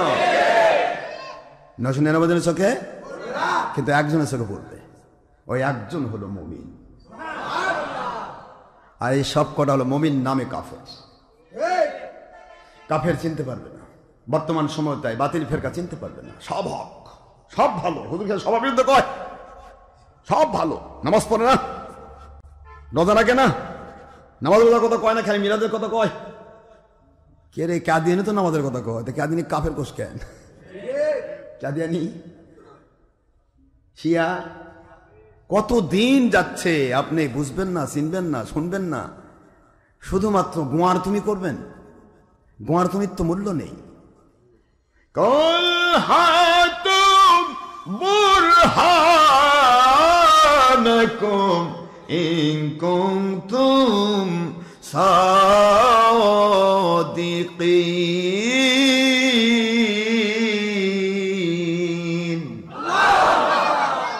আল্লাহ তো বলে দিলেন, হালাল বললে দলিল দাও, হারাম বললে দলিল দাও, জায়েজ বললে দলিল দাও, না জায়েজ বললে দলিল দাও, আছে বললে দলিল দাও, নাই বললে দলিল দাও, চলবে বললে দলিল দাও, চলবে না বললে দলিল দাও, বিদআত শিরক বলে দলিল দাও, ফরজ ওয়াজিব সুন্নত বলে দলিল দাও, অন্যকে ভণ্ড বলতেছো দলিল দাও, বিতর্কিত বলছো দলিল দাও, তুমি হক তোমার দলিল দাও। কথা কোন না? গোয়ার তুমি চলবে না, চালবাজি চলবে না, তোমার চোপাবাজি চলবে না। আল্লাহ তো বলে দিলেন কোরআন শরীফের সূরাতুল বাকারা 111, কোরআন শরীফের সূরাতুন নমল 64 নম্বর আয়াত, 20 নম্বর পারা, 27 নম্বর সূরা। এখানে 1ম নম্বর পারা, 2য় নম্বর সূরা। আল্লাহ তো বলেই দিলেন আমার মুমিন সত্যবাদী আল্লাহওয়ালা যাদেরকে আমি আল্লাহ পাক অনুসরণ করতে বলেছি, কুনু মা'আস সাদিকিন, সত্যবাদী আল্লাহওয়ালাদের তোমরা সাথী হয়ে যাও। তাদেরকে তোমরা মেনে নাও। ওই সাথী হবে কাদের? তাদের সিম্পটম হলো তোমরা সত্যবাদী হলে দলিল পেশ করো। আল্লাহু আকবার। ইন কুনতুম সাদিকিন, সত্যবাদী হলে দলিল পেশ করো। তো আল্লাহ বলেন দলিল পেশ করতে, আরে গুয়ার তুমি করে। এত লোক ভুল করতেছে, এত লোক ভুল করতেছে, কাম সারা রে। এত লোক মানে কয় লোক? এত লোক তো কয়জন? পৃথিবীতে কাফের সংখ্যা কত? 700 কোটি মানুষের মধ্যে 500 কোটি কাফের, বিভিন্ন ধর্ম। কথা বলছেন না কেন? তাহলে ওরাই হক? এত লোক ভুল করতেছে কি ওরা ভুল করতেছে না? 700-র মধ্যে 500 কোটি কাফের, তারা ভুল করছে না কি ভালো কাম করছে? এ কয় কি ওর দলে লোক বেশি দেখে এত ভুল করতেছে? তোর দলে লোক কয়টা? 700 কোটি লোকের 500 কোটি কে শয়তান কবজা করেছে, তাদেরকে কাফের বানিয়ে রাখছে। বিভিন্ন ধর্ম জাজ্জাল্লামান ইন্নাদ-দীনা ইনদাল্লাহিল ইসলাম, আল্লাহর কাছে মনোনীত একমাত্র ধর্ম ইসলাম, এটা জেনেও তারা কাফের হয়ে বসে আছে। কথা বলছেন না কেন? তারপর তারা ভাবতেছে আমাদের ধর্ম ঠিক আছে, ঠিক আছে, ঠিক আছে, লাফাচ্ছে। আর তোর দলের মধ্যে না গেলে সে বাতিল। এত লোক ভুল করছে, এত লোক। দেখেন না টঙ্গীর ইসলামে কত লোক, লোক, লোকের শেষ নাই। আমাকে দলিল দেখা যে সকাল 10টায় বা রাত 10টায় দোয়া কবুল হয়, বা নবীজি সাল্লাল্লাহু আলাইহি ওয়াসাল্লাম কোন জায়গাতে দোয়ার জন্য মানুষকে ডাকে এইভাবে দোয়া করছে, দেখা আমাকে একটা দলিল। আমার নবীজি তো দেখালেন আজানের পরে দোয়া কবুল হয়, আর তোরা আজানের পরে দোয়া বেদাত করস। আমার নবীজি বলেন ফরজ নামাজের পরে দোয়া কবুল হয়, তোরা ফরজ নামাজের পর দোয়া নাই বলিস। আমার নবী বলেন তাহাজ্জুদ মধ্যে দোয়া কবুল হয়, তোদের তাহাজ্জুদ মধ্যে কোনো অনুষ্ঠানই নাই, কাত হয়ে ঘুম পাড়া। কথা করছেন না কেন? সবই তো উলট পালট, সব তো উল্টা পাল্টা। কি বলবো আপনাদেরকে? আমার নবীজির জীবনে কোনোদিন কোথাও আখিরি মোনাজাত হয়েছে? কথা কোনো দেখেন তা দলিল কই? এরা যে আখিরি মোনাজাত করতেছে 10টায়, তাও সমস্ত রোড বন্ধ করে, রোড বন্ধ করে দোয়া হচ্ছে। এরা যদি আমার দুশ্মনী না করে তাহলে আমি হক হবো কেমনে? রোড বন্ধ করে দোয়া, দোয়া হলো মুস্তাহাব, আর ওই দোয়া তো বেদাত। আমার নবী কোনো দিন লোক একত্রিত করে দোয়া করেননি, এরকম কোন সিস্টেম নাই। ইবাদতে এসেছি, ফরজ নামাজ পড়তেছি, দোয়া হবে। কথা বলছেন না কেন? আজান হচ্ছে, দোয়া হবে। তাহাজ্জুদ মুহূর্ত পর্যন্ত ওয়াজ হলো, ওয়াজ করার পরে লাস্টে দোয়া হবে, এই তো। কিন্তু সকাল 10টায় দোয়া হয়, এটা কোন নবীর সুন্নত? তাও রোড বন্ধ করে। রোডের মধ্যে একটা থাকতে পারে না, রোগী থাকতে পারে না, রোগীটা হাসপাতাল পৌঁছতে পারো না আপনার 5 মিনিট দোয়ার কারণে, 10 মিনিট দোয়ার কারণে। হাসপাতাল পৌঁছার আগে সে মারা গেল, এগুলো দায় কে নিবে? একটা রোগ ওসিলা হলো হাসপাতাল, মাজার ওসিলা কি? ডাক্তার এবং হাসপাতাল। আপনি সে ওসিলা বন্ধ করে দিয়ে দোয়া আটকে দিলেন। কত রকমের ভেজাল রয়েছে। আমাদের তারা কয় ভণ্ড, আমরা ভণ্ড। আমরা নবীর পক্ষে বলে ভণ্ড, আর ওরা দলের পক্ষে উল্টা পাল্টা করে, দলিল নাই, তারা হক। এই বর্তমান সময়ের ধর্মের নামে 2 নম্বর লোকেরা এগুলা করে বেড়ায়। আমি আপনাদের কষ্ট দিচ্ছি না বাবাজিরা আমার? যে কথা আমি বলতেছিলাম, মূল কথায় আমাদের যাওয়া উচিত। আমরা যা কিছু করব কার সন্তুষ্টির জন্য? জোরে বলেন, কার সন্তুষ্টির জন্য? আল্লাহর সন্তুষ্টিকে সামনে নিয়া যখন আপনি সামনের দিকে এগোবেন, আমার আল্লাহ সঙ্গে সঙ্গে আপনার উপর গয়বী মদদ নাজিল করবে। ইব্রাহিম খলিলুল্লাহ আলাইহিস সালামকে আল্লাহ পরীক্ষা করছে না করে নাই?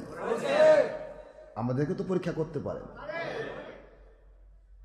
সন্তানকে পরীক্ষা করতে পারে, আপনাকে সন্তান দিয়ে পরীক্ষা করতে পারে, সন্তান না দিয়ে পরীক্ষা করতে পারে, আপনাকে অর্থ দিয়ে পরীক্ষা করতে পারেন, অর্থ না দিয়ে পরীক্ষা করতে পারেন, আপনাকে হায়াত বেশি দিয়ে পরীক্ষা করতে পারেন, হায়াত কম দিয়ে পরীক্ষা করতে পারেন, আপনাকে সুস্থতা দিয়ে পরীক্ষা করতে পারেন, দেখি বান্দা সুস্থ জীবনে কি করে। আবার আপনার অসুস্থ করে বেডে ফেলে রাখিও পরীক্ষা করতে পারেন যে অসুস্থ অবস্থা আমাকে ভুলে যায় কিনা। সুস্থতার সময় তো ঠিকই খালি বীরের মতো দৌড়াচ্ছেন, যা ইচ্ছা তাই করতেছেন, তখন তো আল্লাহর কথা একবারও মনে করলেন না। এখন অসুস্থ, আল্লাহ এত খারাপ আমাকে রোগ দিছে, নাউজুবিল্লাহ করে ওই আমি তাহাজ্জুদ পড়ি, আমাকে আল্লাহ রোগ দিছে, আমি ঘরের মধ্যে পড়ে আছি, আমার বইয়ের এত অসুখ।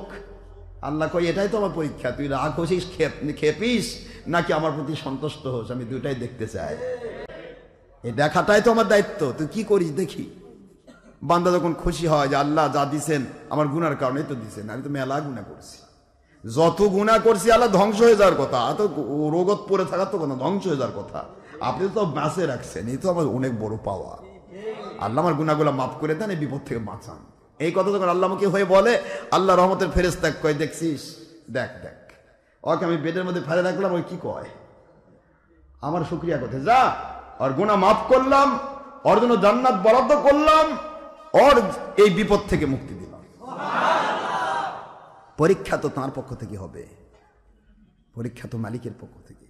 20 বছর বয়সে সন্তান হয় না, কান্দাকাটি করবেন না, মালিক দেবেন যদি দরকার হয়, কি ঠিক না? ঠিক, দরকার না হলে দেবে, দরকার হলে দেবেন।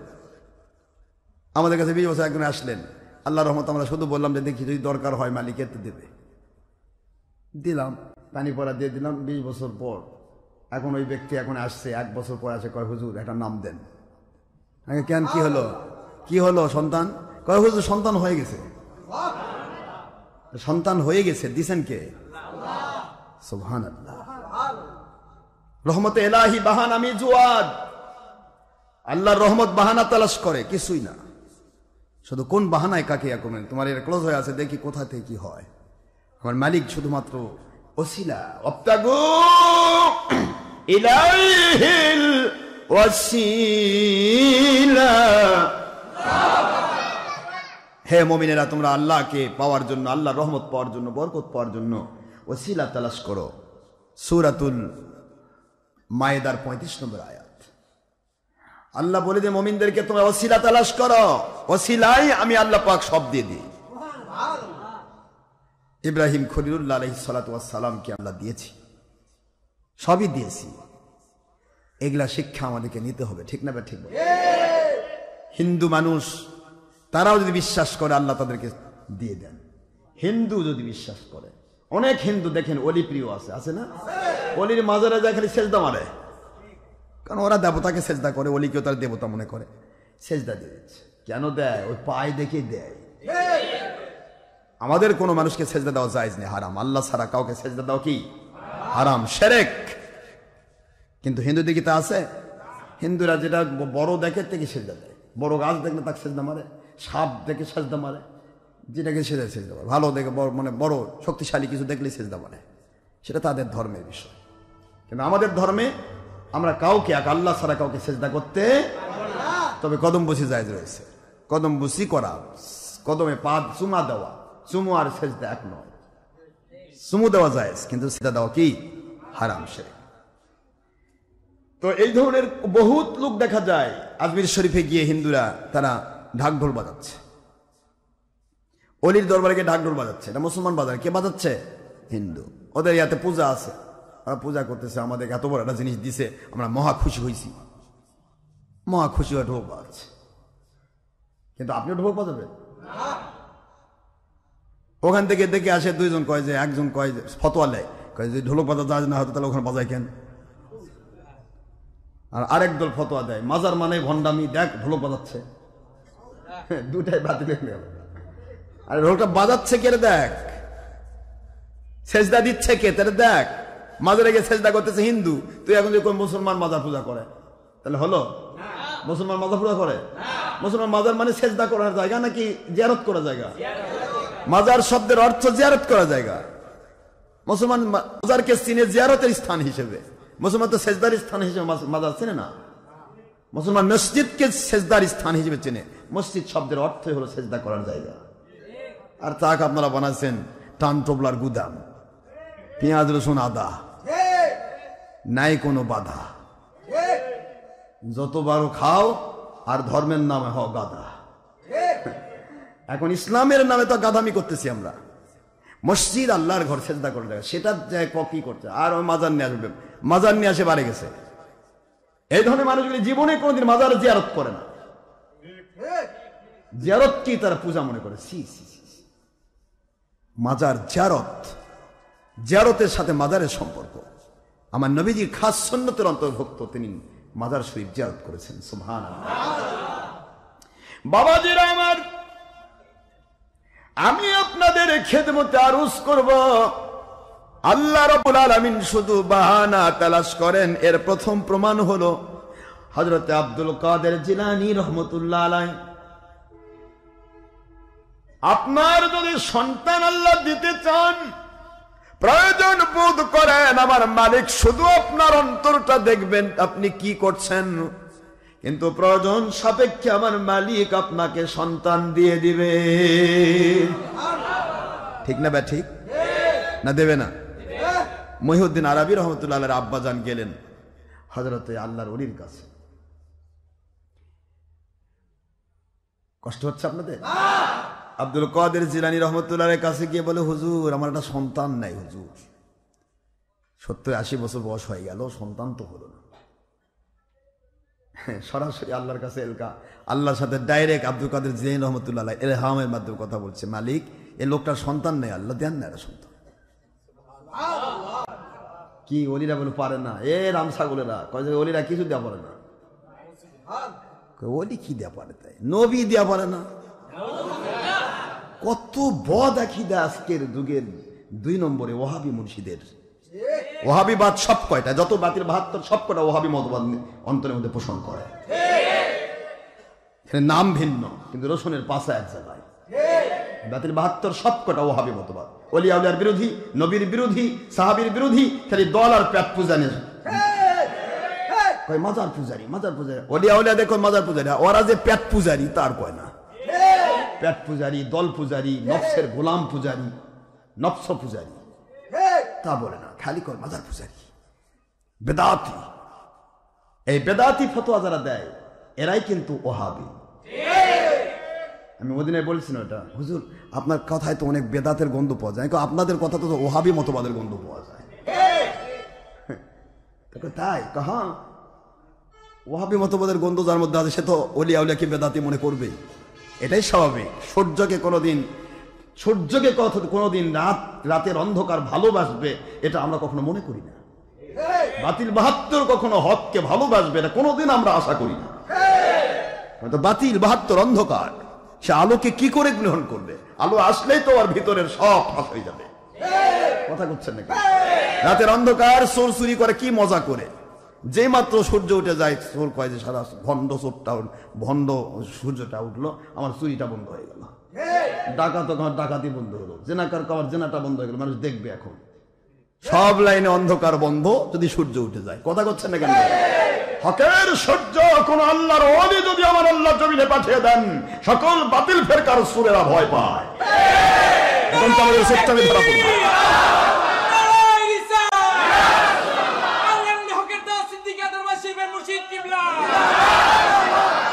ফতোয়া তো এমনি হয় না, ফতোয়া দেয় ভয়ে ভয়ে। এই লোকটার থেকে না বাঁচা যায়, মানুষকে যদি ধোঁকা না দেওয়া যায়, তাহলে আমাদের অন্ধকার জগৎ টিকবে না, অচল হয়ে যাবে। অন্ধকারের বিরুদ্ধে মহিউদ্দিন আরবি রহমতুল্লাহি আলাইহি ওনার আব্বাজান আল্লাহর ওলির কাছে যায়। ওলিয়া উলিয়ার কাছে গেলে কি পাওয়া যায় ভালো করে দেখেন, তাকান। আমার আল্লাহ তো বললেন সূরাতুল ইউনূস এর মধ্যে 64 নম্বর আয়াত, লাহুমুল বুশরা ফিল হায়াতিদ দুনিয়া ওয়া ফিল আখিরাহ লা তাবদীলা লিকালিমাতিল্লাহ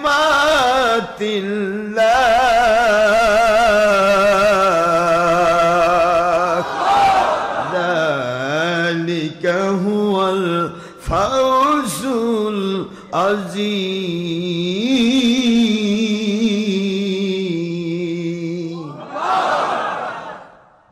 আল্লাহ সূরা ইউনূসের 64 আয়াতে বললেন, আমার ওলিদের কাছে দুনিয়াতেও সুসংবাদ, আখিরাতেও লাহুমুল বুশরা। বানানো গল্প করছি না, আল্লাহর বাণী। বুশরা সকল সুসংবাদ, ফিল হায়াতিদ দুনিয়া, দুনিয়াবিক জিন্দেগিতে। অফিল আখিরা, এবং আখিরাতেও সুসংবাদ। কারণ যে ওলি জান্নাতি, জান্নাতি ওলির সাথে সম্পর্ক করেছিস তো তুই তোর জিন্দগিতে জান্নাত নিজে আল্লাহর পক্ষ থেকে পেয়ে গেছিস। এটাই আখিরাতের সুসংবাদ। সুবহানাল্লাহ বলবেন না? শুধু বাছাই করতে দেখবি যে আমার ওলিটা জাহান্নামী না জান্নাতি, আমার ওলিটা কি সত্যিকার আমার আল্লাহর সন্তুষ্টি হাসিল করে কিনা, সে আমার আল্লাহকে মানে কিনা, আমার নবীকে মানে কিনা, নামাজ রোজা হজ জাকাত করে কিনা, গান বাজনা করে কিনা, কথা কন দেখেন, ছবি ভিডিও টিভির মধ্যে পোঁজ মারে কিনা, মহিলার সাথে বেপরদা হয় কিনা, এগুলাকে দেখবেন, দেখে বিচার করবেন। আমার ওলি যদি আল্লাহওয়ালা হয়, জান্নাতি লোক হয়, ইনশাআল্লাহ কিয়ামতে আপনি তার সাথে জান্নাতি। এটাই হচ্ছে লাহুমুল বুশরা ফিল হায়াতিদ দুনিয়া ওয়া ফিল আখিরাহ, আখিরাতের জিন্দেগির এটা সুসংবাদ। দুনিয়াবিক সুসংবাদ কি? এই দুনিয়াবিক সুসংবাদ যদি আমি ব্যাখ্যা করি তো 5 দিন লাগবে, শেষ হবে না। দুনিয়াবিক সুসংবাদটা কি? ওলিদের কাছে গেলে কি পাওয়া যায়? ওলিদের কাছে আপনি যাবেন, আপনার জীবনে আমার আল্লাহ পাক বরকত ঢেলে দিবেন, রহমত ঢেলে দিবেন, শান্তি ঢেলে দিবেন, আযাব থেকে মুক্তি দেবেন, গজব থেকে মুক্তি দেবেন, দেবেন মালিক, ওলি দেবে না। আকীদা ঠিক করেন, ওলির কাছে যাওয়াটা শর্ত। আপনি বাতাস খেতে মন চাচ্ছে, যেখানে পাখা ঘুরতেছে সেখানে তো যাওয়া লাগবে। আর বাতাস খেতে মন না চায়, পাখা থেকে দূরে থাকবেন, এটা তো নিয়ম। আপনার আলো থেকে আলো নিতে মন চাচ্ছে, আলো যেখানে জ্বলছে সেখানে যেতে হবে। এখন দূরে অন্ধকার থাকে যে কোন আমি ঠিক আছে, আলো ভুল, তার কি হবে? আপনি আলোর পথের মানুষ নন দেখে আপনার কাছে ভুল হচ্ছে, কিন্তু আলোর পথের মানুষ হলে তার কাছে আলোর প্রয়োজন। আমার আল্লাহ বলতেছেন কুনু মাস সাদিকিন, সত্যবাদী আল্লাহর ওলিদের সাথে হও। এই কথাটা বলার কারণ হচ্ছে আমি তোমাদেরকে ফরজ করে দিলাম একটা কারণে, ওলির উপর আমার রহমত নাজিল হয়, তার কাছে যাবি, রহমত আমি ঢেলে দিব, সেটা পাবি, আমি দেব। কে দিবেন? আল্লাহ পাক দেবেন। ইন্না রাহমাতাল্লাহ করিবুম মিনাল মুহসিনিন, সূরাতুল আরাফের 56 নম্বর আয়াত আল্লাহ স্পষ্ট করে দিয়েছেন। 7 নম্বর সূরা 8 নম্বর পারা সূরাতুল আরাফ 56 নম্বর আয়াত আল্লাহ বলে দিলেন আমার ওলিদের নিকটে আমি রহমত নাজিল করি, রহমত ঢেলে দেই, বরকত ঢেলে দেই, শান্তি ঢেলে দেই, গায়েবী মদদ ঢেলে দেই, আযাব গজব বন্ধ করি। আমার ওলির কাছে তুই যাবি না, তুই ওলির দুশমনের কাছে ঘুরবি, তুই রহমত পাবি কোত্থেকে? কথা বোঝেননি? বাতাসের দরকার, বাতাসের নিকটে যেতে হবে। আপনি বাতাসের দূরে থাকে কমে বাতাস খাবো। আলোর দরকার, আলোর নিকটে না গিয়ে যারা আলোর বিরোধী অন্ধকার তার কাছে থাকে কমে আমি আলো পেতে চাই। হেদায়েত তো আলো, হেদায়েত কি? তা আপনি তো হেদায়েত পাচ্ছেন না। হেদায়েতের বিরোধী যারা তার নিকটে বগল তোলে আপনি বাস করতেছেন, করছেন হক পথে আছি। হেদায়েতের বাইরে তো আপনি অন্ধকার জগতে তো আলো পাওয়া যাবে না। আলো পেতে হলে আলোর নিকটে যেতে হবে। এটা আল্লাহ বলে ইন্না, নিশ্চয়, রহমাতাল্লাহ, আল্লাহর রহমত, করিবুন, নিকটে নাজিল হয়, থেকে যায়, আমার পক্ষ থেকে নাজিল হয়। কি? মিনাল মুহসিনিন, যারা নেককার আল্লাহর ওলি। তো কাজেই এটা তো বানানো গল্প নয়।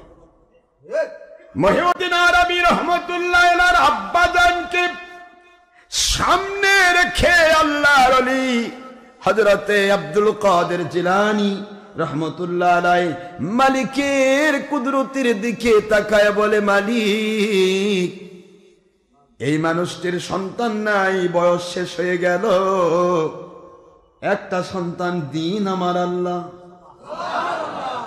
আল্লাহ বলে, আব্দুল কাদের জিলানী আমার ওলি, এই বান্দার ভাগ্যাকাশে আমি সন্তান লিখি নাই, সন্তান নাই তার জন্য। আল্লাহর ওলি খবরটা শুনিয়ে দিলেন, বাবা তোমার ভাগ্যাকাশে, তোমার ভাগ্যের মধ্যে সন্তান লেখা হয়নি, তোমার জীবনে সন্তান হবে না, এটাই মঙ্গল। মহিউদ্দিন আরবির আব্বা করছে, হুজুর সন্তান হবে না তো আমিও জানি, হবে না কথা শুনতে আসেনি, শুনতে এসেছে আপনি কিছু বলবেন। হবে না আমি তো জানি, আমি তো দেখতেছি বুড়া হয়ে গেছে, সন্তান হবে না। যুবক বয়সে হলো না, বুড়া বয়সে হয় কেন? সন্তান হবে না এত জানি আল্লাহর ওলি, কিন্তু এটা জেনে নিয়ে আমি খুব কষ্ট পাইলাম। আপনি আমাকে কিছু দিবেন না না দেন, কিন্তু আমি এই কথা না শুনে তো রাজি নই। আপনি কিছু বলেন। আব্দুল কাদের জিলানী রাহমাতুল্লাহ আলাইহি অন্তরে হিট করলো। সঙ্গে সঙ্গে আল্লাহর কাছে বলছে, আল্লাহ সন্তান আপনার ওনার ভাগ্যাকাশে নাই, কিন্তু দেওয়া যাবে না। কইলেন নিয়মের খেলাফ, নিয়মের খেলাফ কাজ আপনার আল্লাহ করে না, এটা জানেন তো আপনি। লা তাবদীলা লিকালিমাতিল্লাহ, আল্লাহর কথার কোনো পরিবর্তন হয় না। তা আল্লাহর ওলি করছে, ঠিক আছে আপনার পরিবর্তন করতে হবে না, আমি পরিবর্তন করব। কি পরিবর্তন করবেন? কয় আপনি আমাকে জানিয়ে দিয়েছেন দয়া করে আমার 27 ছেলে সন্তান হবে। কয়টা? তো 27টা ছেলে সন্তানের মধ্যে আমি কয়েকটা পাইছি আর বাকি কয়েকটা আছে, ওটা আপনার কুদরতের কাছে আছে, কিন্তু ওখান থেকে আমি এই লোকটাকে আমি একটা দিয়ে দিলাম। আল্লাহকে কয় কি বুঝলেন আপনারা বলেন? ওলিরা তো কিছু দিতে পারে না। হ্যাঁ, কি দিতে পারে কি পারে না, রব্বুল আলামিন শুধু বাহানা তালাশ করেন। আব্দুল কাদের জিলানী সন্তান আমি তার ভাগ্য লিখলাম না, আপনি সন্তান আপনার পক্ষ থেকে যেটা সেটা অন্যকে দিবেন, দলিল কোথায়? আমি আল্লাহ দলিল চাই, দলিল ছাড়া তো মানবো না। আব্দুল কাদের জিলানী বলে আল্লাহ দলিল দেওয়া লাগবে? হ্যাঁ, বুখারী শরীফের হাদিস। আল্লাহর ওলি বলেন আল্লাহ হযরতে আদম আলাইহিস সালাতু ওয়াস সালাম যখন সারা জগৎ দেখতেছিলেন, তার সমস্ত উম্মতদেরকে, তার সমস্ত সন্তানদেরকে আপনি দেখাচ্ছিলেন। সন্তান দেখার মধ্যে একটা রূহ তিনি দেখতে পেলেন যার বয়সটা খুব কম, 60 বছর, মতান্তরে 40 বছর। আল্লাহর কাছে তিনি জিজ্ঞাসা করেন, আল্লাহ এটা কোন ব্যক্তি, এত কম সময় কেন?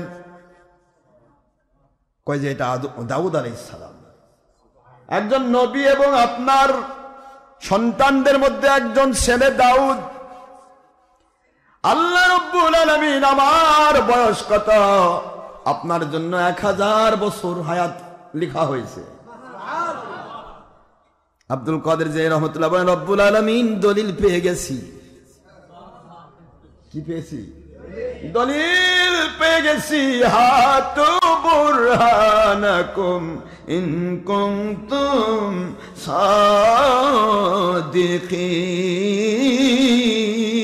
সাদিকিন। ও রব্বুল আলামিন দলিল পেয়ে গেছি, আপনি দলিল দিতে বলেছেন, আমি দলিল দিয়ে দিব। হযরতে দাউদ আলাইহিস সালাম বলেন, আমার 1000 বছর থেকে আমি 40 বছর, মতান্তরে 60 বছর তাকে দিয়ে দিলাম, 100 পুরে দিলাম। আল্লাহ পাক তখন তো আপনি দাউদ আলাইহিস সালামকে বলেননি দেওয়া যাবে না।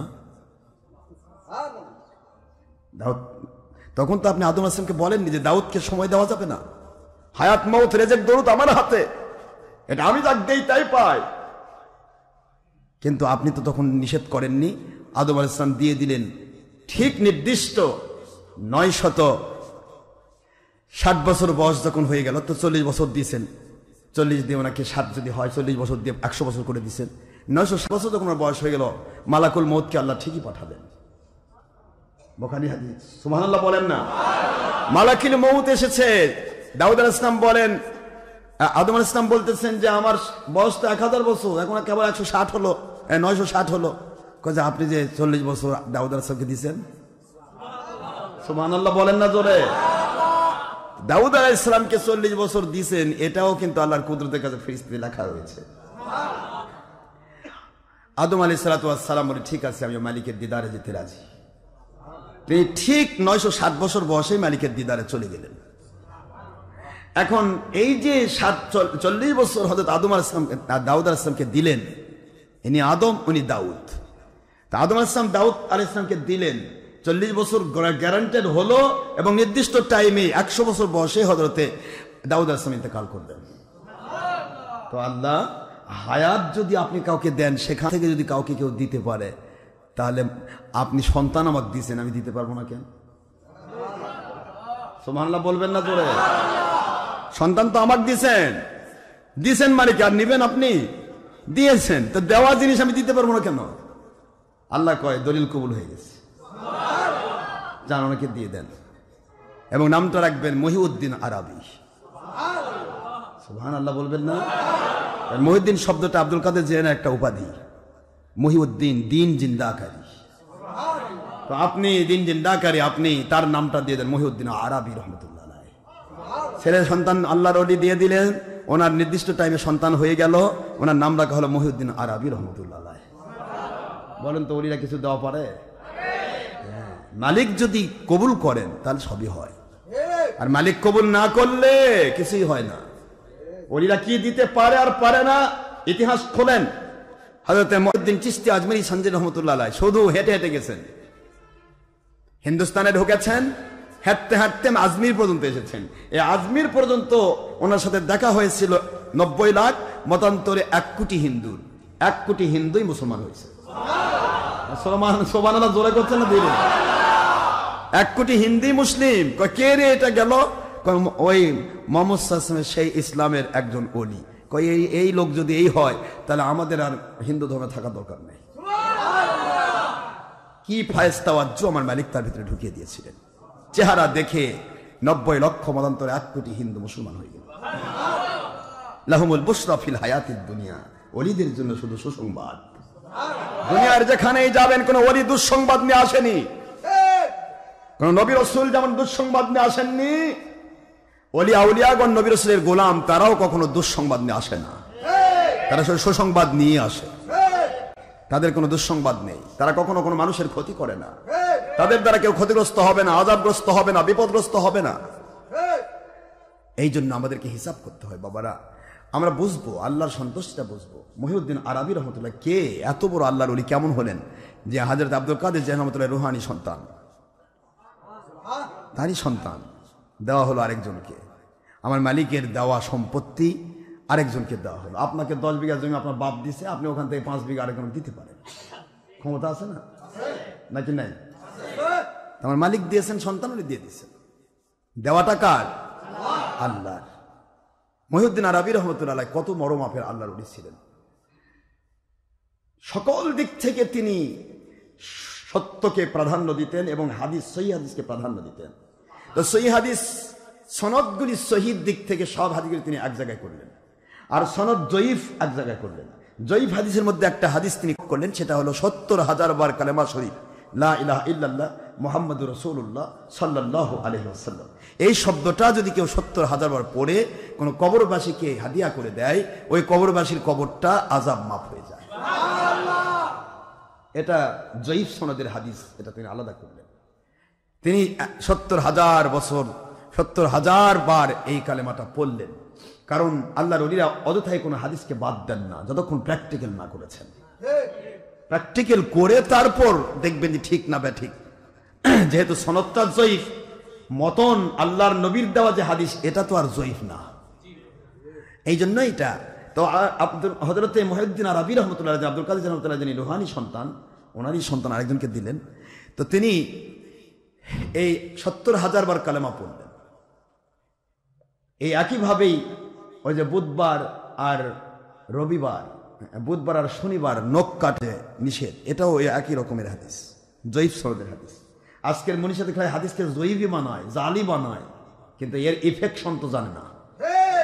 ইফেকশন জেনে জেনে আল্লাহর ওলিরা কাজ করেছেন, আল্লাহর ওলিরা কাজ করেছেন ইফেকশন জেনে, অযথাই হাদিসকে বাদ দেননি।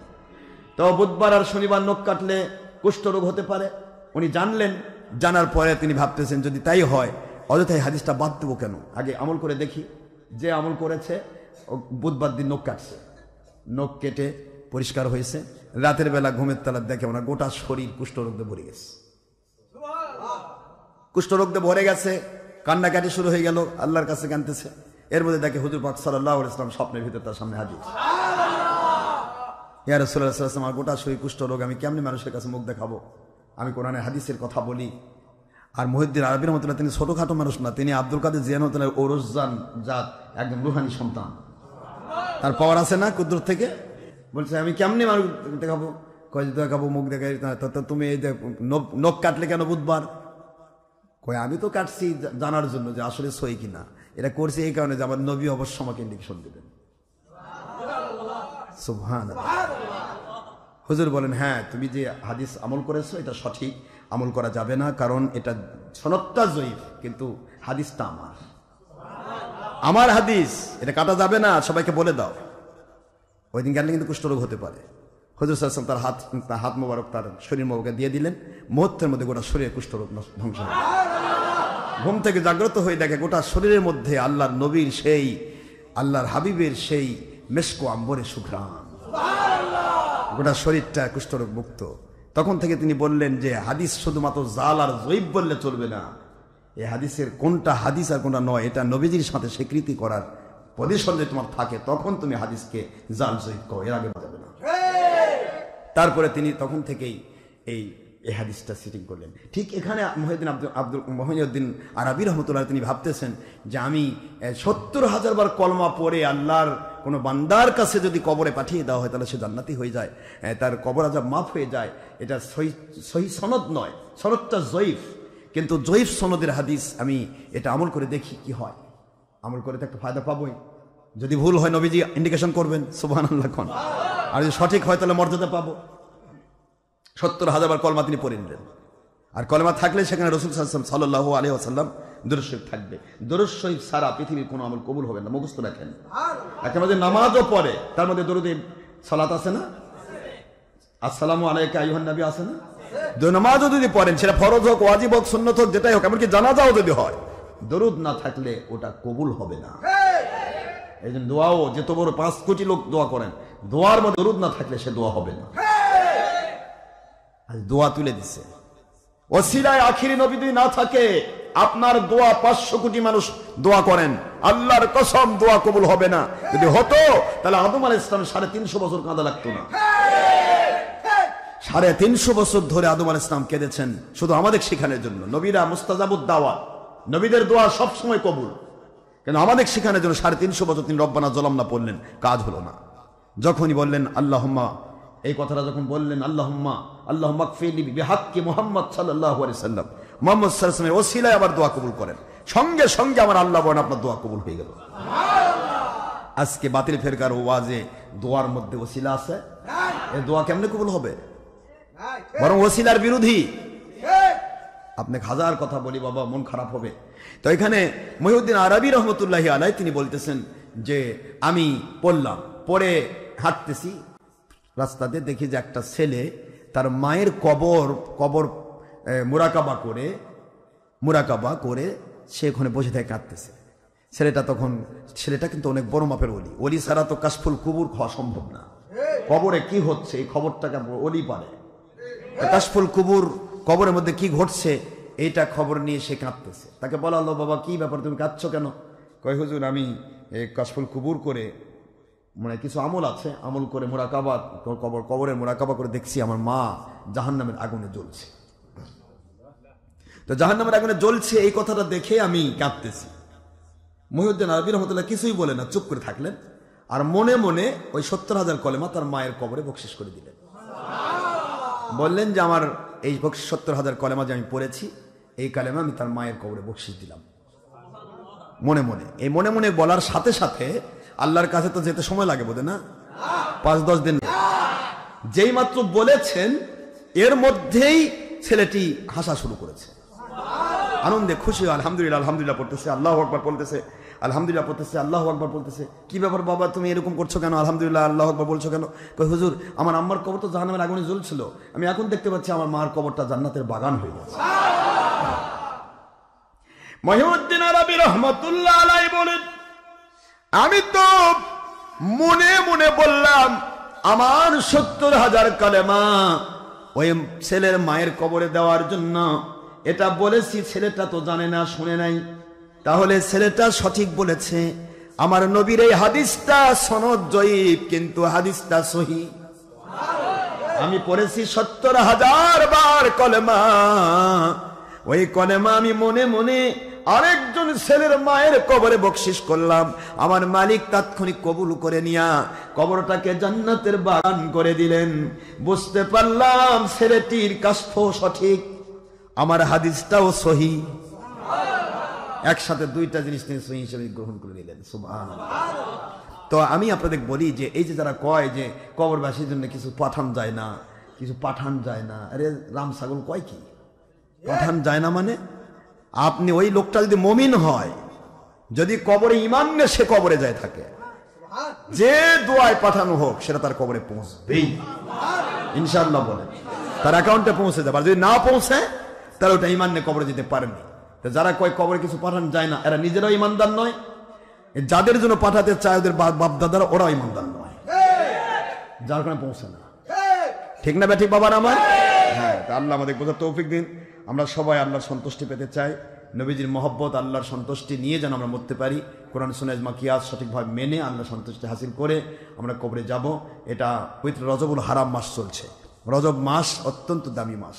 রজব হচ্ছে, হুজুর পাক সাল্লাল্লাহু আলাইহি ওয়াসাল্লাম বলেন, রজব হচ্ছে বীজ বপনের মাস। রমজান হচ্ছে পানি সেচনের মাস, হ্যাঁ, শাবান হচ্ছে পানি সেচনের মাস, আর রমজান হচ্ছে ফসল বাড়িতে কেটে তোলার মাস। সুবহানাল্লাহ বলবেন না? এখন রজব মাসে কি বীজ বপন করবেন? 2 নম্বরই না আল্লাহর সন্তুষ্টি? আল্লাহর সন্তুষ্টি বীজ বপন করেন। শাবান মাসে আল্লাহ পাকের কাছে তুলে ধরবো, শবে বরাতের রাত্রে আল্লাহ পাক আমরা যা করেছি আপনি দয়া করে কবুল করেন, পানি সেচন করে এটাকে ক্লিয়ার করব। রমজান মুবারক পরিপূর্ণ রোজা রেখে ইনশাআল্লাহ আমরা আল্লাহর কাছে রহমতি বরকতি ফসল ঘরে তুলব। ঠিক না ঠিক? এই জন্য রজবুল হারাম মাস, এটা অত্যন্ত দামি মাস। সামনে মেরাজুন নবী সাল্লাল্লাহু আলাইহি ওয়াসাল্লামের সেই 27শে রজব আসতেছে। তারপরে এখানে গত হয়ে গেছে আমাদের আপনার লাইলাতুল রগায়েব শরীফ। হুজুর পাক সাল্লাল্লাহু আলাইহি ওয়াসাল্লাম পৃথিবীতে মাতৃগর্ভে আসার রাত, সবকিছু নিয়ে মোটামুটি রজবুল হারাম মাস অনেক দামি মাস।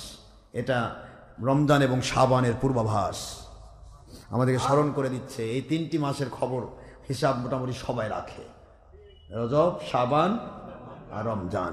রমজান মুবারক। তা আমরা মোটামুটি রজব মাসে বীজ বপন করবো, কিন্তু নবীর দুশ্মনী না নবী প্রেমে? অলির দুশ্মনী না অলি প্রেমের? তো বিশ্বাস রাখবেন, যদি কি আপনাকে আমাকে দায়িত্ব হলো অলি হওয়া। আমাদের দায়িত্ব কি? আমাদের কাছে যুদ্ধ করা লাগবে না। আল্লাহর সন্তুষ্টির প্রতি ইমাম মাহদী আলাইহিস সালাম যখন জাহির হবেন তখন এমনি কাক কোথায় যুদ্ধ করা লাগবে সেটিং হয়ে যাবে। প্রশ্ন হচ্ছে যে অলিদের কাজ হলো অলি হওয়া, অলি হওয়ার দায়িত্ব আপনার। আর আপনার দুশ্মনী যদি কেউ করে, আপনার দুশ্মনদের বিরুদ্ধে যুদ্ধ করার দায়িত্ব আল্লাহর। কোন হক্কানি অলির দুশ্মনী করলো, সে যত বড় মাপেরই হোক, আল্লাহ পাকের যুদ্ধ সে নিজের নামে ডেকে নিল। আর হক্কানি ওলি আউলিয়ার পক্ষে যে কাজ করলো, সে আল্লাহ পাকের রহমত ডেকে নিল, শান্তি ডেকে নিল, আখিরাতে জান্নাত ডেকে নিল। আমি আপনাদের বলতে চেয়েছিলাম লাহুমুল বুশরা ফিল হায়াতিদ দুনিয়া ওয়া ফিল আখিরাহ, সূরাতুল ইউনূস আলাইহিস সালামের 64 নম্বর আয়াত শরীফ, যে আল্লাহ বলেন ওলিদের জন্য দুনিয়াতেও সুসংবাদ, আখিরাতেও। তাহলে দেখেন কি সুসংবাদ, ওলিদের জন্য কি সুসংবাদ। 70,000 কলমা পড়লেন, একজনের মায়ের বকশিশ করতেছেন, মায়ের কবর জান্নাত হয়ে গেল। সুসংবাদ। দুনিয়াতে দেখেন মহিউদ্দিন আরবি রহমতুল্লাহ আলাইহি, ওনাকে আমার মালিক হযরত আব্দুল কাদের জিলানী রহমতুল্লাহ আলাইহি ওনার ওসিলায় তার আব্বাকে দান করলেন। এগুলি হলো আল্লাহ পাকের দেওয়া, আল্লাহর দয়া। আর ওই দয়াগুলি ওলিয়া উলিয়াগণ আল্লাহর পক্ষ থেকে দয়া করে মহব্বত করে যাকে ইচ্ছা বন্টন করতে পারেন। সুবহানাল্লাহ। তা আমরা বন্টন করব কি? রহমত, শান্তি, বরকত। আমরা যেন আযাব, গজব 2 নম্বরই যেন বন্টন না করি। আল্লাহ আমাদের সবাইকে আল্লাহর সন্তুষ্টি পথে কবুল করুন। নবীজি পাক সাল্লাল্লাহু আলাইহি সাল্লাম তিনি রহমত, শান্তি, বরকতগুলি দান করেন আল্লাহওয়ালাদেরকে, আর আল্লাহওয়ালারা দান করেন আল্লাহওয়ালাদেরকে, নাকি অন্যদেরকে? এর না আমরা সবাই আল্লাহওয়ালা হব, নবী প্রেমিক হব, নামাজ রোজা হজ যাকাত ফরজিয়াত ওয়াজিবাত সঙ্গে আদায় করব। গাঁজা, ইয়াবা, হেরোইন, মদ, বিড়ি, সিগারেট, তামাকু, গুল খাবো না। কি কোন আপনারা? হ্যাঁ, তামাকু খাবেন না। তামাকু খেলে মুখ গন্ধ, শরীর গন্ধ, কাপড়ও গন্ধ। তামাকু টানে সুদকি মারতেছেন, দেখেন আপনার আগুন দিয়ে আরেকজন কাপড় পুড়ে যাচ্ছে। এগুলো করবেন না। আর বিড়ি খায়, ইয়ার মধ্যে যায়, ওই পায়খানার মধ্যে, পায়খানার মধ্যে পোলার প্যাকেট দিয়ে বসে থাকে, খাবে আর পায়খানা করবে। একে বিড়ি খায় পায়খানার মধ্যে, শরমও লাগে না, দেখে কি খাচ্ছে। মানুষ কত নিচে নামলে এরকম হয়। পায়খানার মধ্যে যাবেন, একটা গণশৌচাগারে যাবেন, হাই রে দুর্গন্ধ, মনে হয় কেবল বোধ হয় কেউ সিগারেট খেয়ে গেল। কে বিড়ি খাওয়ার জায়গার নেয় দুনিয়াত? তো ওই বিড়ি না খাই পোলাও প্যাকেট খা। যেখানে পোলাও প্যাকেট খাওয়া যায় না, যেখানে হালাল খাবারই খাওয়া যায় না, ওখানে তো বিড়ি খাস কেমন? না খেলে পায়খানা হয় না। কি এরকম হয় অনেকে করে। আসলে তো সুন্নাহ না মানার কারণে সমস্যাটা। পায়খানা ঢুকবেন, আল্লাহ পাকের তো নাম নাই, খালি ভর ভর করে ঢুকলেন হলো। আল্লাহর নাম নিয়ে ঢোকেন, আউযু বিল্লাহি মিনাশ শাইতানির রাজিম বলে ঢোকেন, ঠিক আছে না? এখন আপনি যদি আল্লাহর নাম নিয়ে না ঢোকেন তাহলে তো হবেই না, উলটপালট তো হবে। হ্যাঁ, এই জন্য আল্লাহ পাকের নামে ঢুকবেন। পায়খানা ঢোকার সময় দোয়া আছে না? আল্লাহুম্মা ইন্নী আউযু বিকা মিনাল খুবসি অল খাবাইস, যদি না পারেন আউযুবিল্লাহ পড়েন, তাও তো হয়। আউযুবিল্লাহ জানা আছে না? আউযু বিল্লাহ এটুকু বললেও তো মেলা হয়। আউযু বিল্লাহি মিনাশ শাইতানির রাজিম এটুকু বললেও তো হয়। না পারে শুধু আউযু বিল্লাহ পড়েন। বার হওয়ার সময় কিছু না, আলহামদুলিল্লাহ পড়া পাবেন তো, আলহামদুলিল্লাহ পড়া পাবেন না? বের হয়ে আলহামদুলিল্লাহ পড়বেন। আল্লাহ আপনি এই যতটুকু বোঝা ছিল সব বার করে দিয়েছেন, আমি আরাম পেলাম, শুকরিয়া করবেন। যদি না বার করে দিতেন তাহলে কেমন হতো, কত কষ্ট হতো না? তো কাজে আল্লাহর শুকরিয়া করেন। আল্লাহ বলেন আমি আল্লাহ পাক রব্বুল আলামিন ওই বান্দার ওটাকে ইবাদত হিসেবে কবুল করে দেব। আপনার পেশাব পায়খানা তো ইবাদত, সিগারেট খেলে ইবাদত হবে তো? পোলার প্যাকেট খেলে ইবাদত হবে? ওটা তো খাওয়ার জায়গায় না, ওটা তো ঢালার জায়গা, ডেলিভারির জায়গা। কথা করে দেখেন, যেখানে ডেলিভারি সেখানে খাবেন। এই জন্য বলছি আল্লাহ আমাদের বোঝার তৌফিক দিন, আমরা যেন সত্য সঠিক মত পথ অনুসারে চলতে পারি। সবাই আমিন। সবাই সুন্নাত নামাজ আদায় করেন। 2 রাকাত আপনারা তাহিয়াতুল ওযু বা দুখুল মসজিদ আছে পড়ে নেবেন। এরপরে কবলাল জুমা 4 রাকাত পড়বেন। তারপরে ফরজ হবে, ফরজ নামাজের পরে মোনাজাত করা সুন্নতে রাসূল, সুন্নতে সাহাবা, 100 শহীদের মর্যাদা। এরপরে আপনি 4 রাকাত বাদাল জুমা আছে, তারপরে ওয়াক্তে সুন্নত 2 রাকাত আছে, এরপরে আপনি আখিরি জোহর আছে। এগুলি না পড়ে যাবেন না, আল্লাহকে জবাব দিতে পারবেন না। ইচ্ছা করে কেউ সুন্নতে মুআক্কাদা তরক করে, সে কবিরা গুনাহগার হবে। নামাজের টাইম আসল পর্যন্ত আপনি এত টেনশন কেন? পড়তে থাকেন, আল্লাহ আপনাকে সাহায্য করবে। আসসালামু আলাইকুম ওয়া রাহমাতুল্লাহি ওয়া বারাকাতুহু।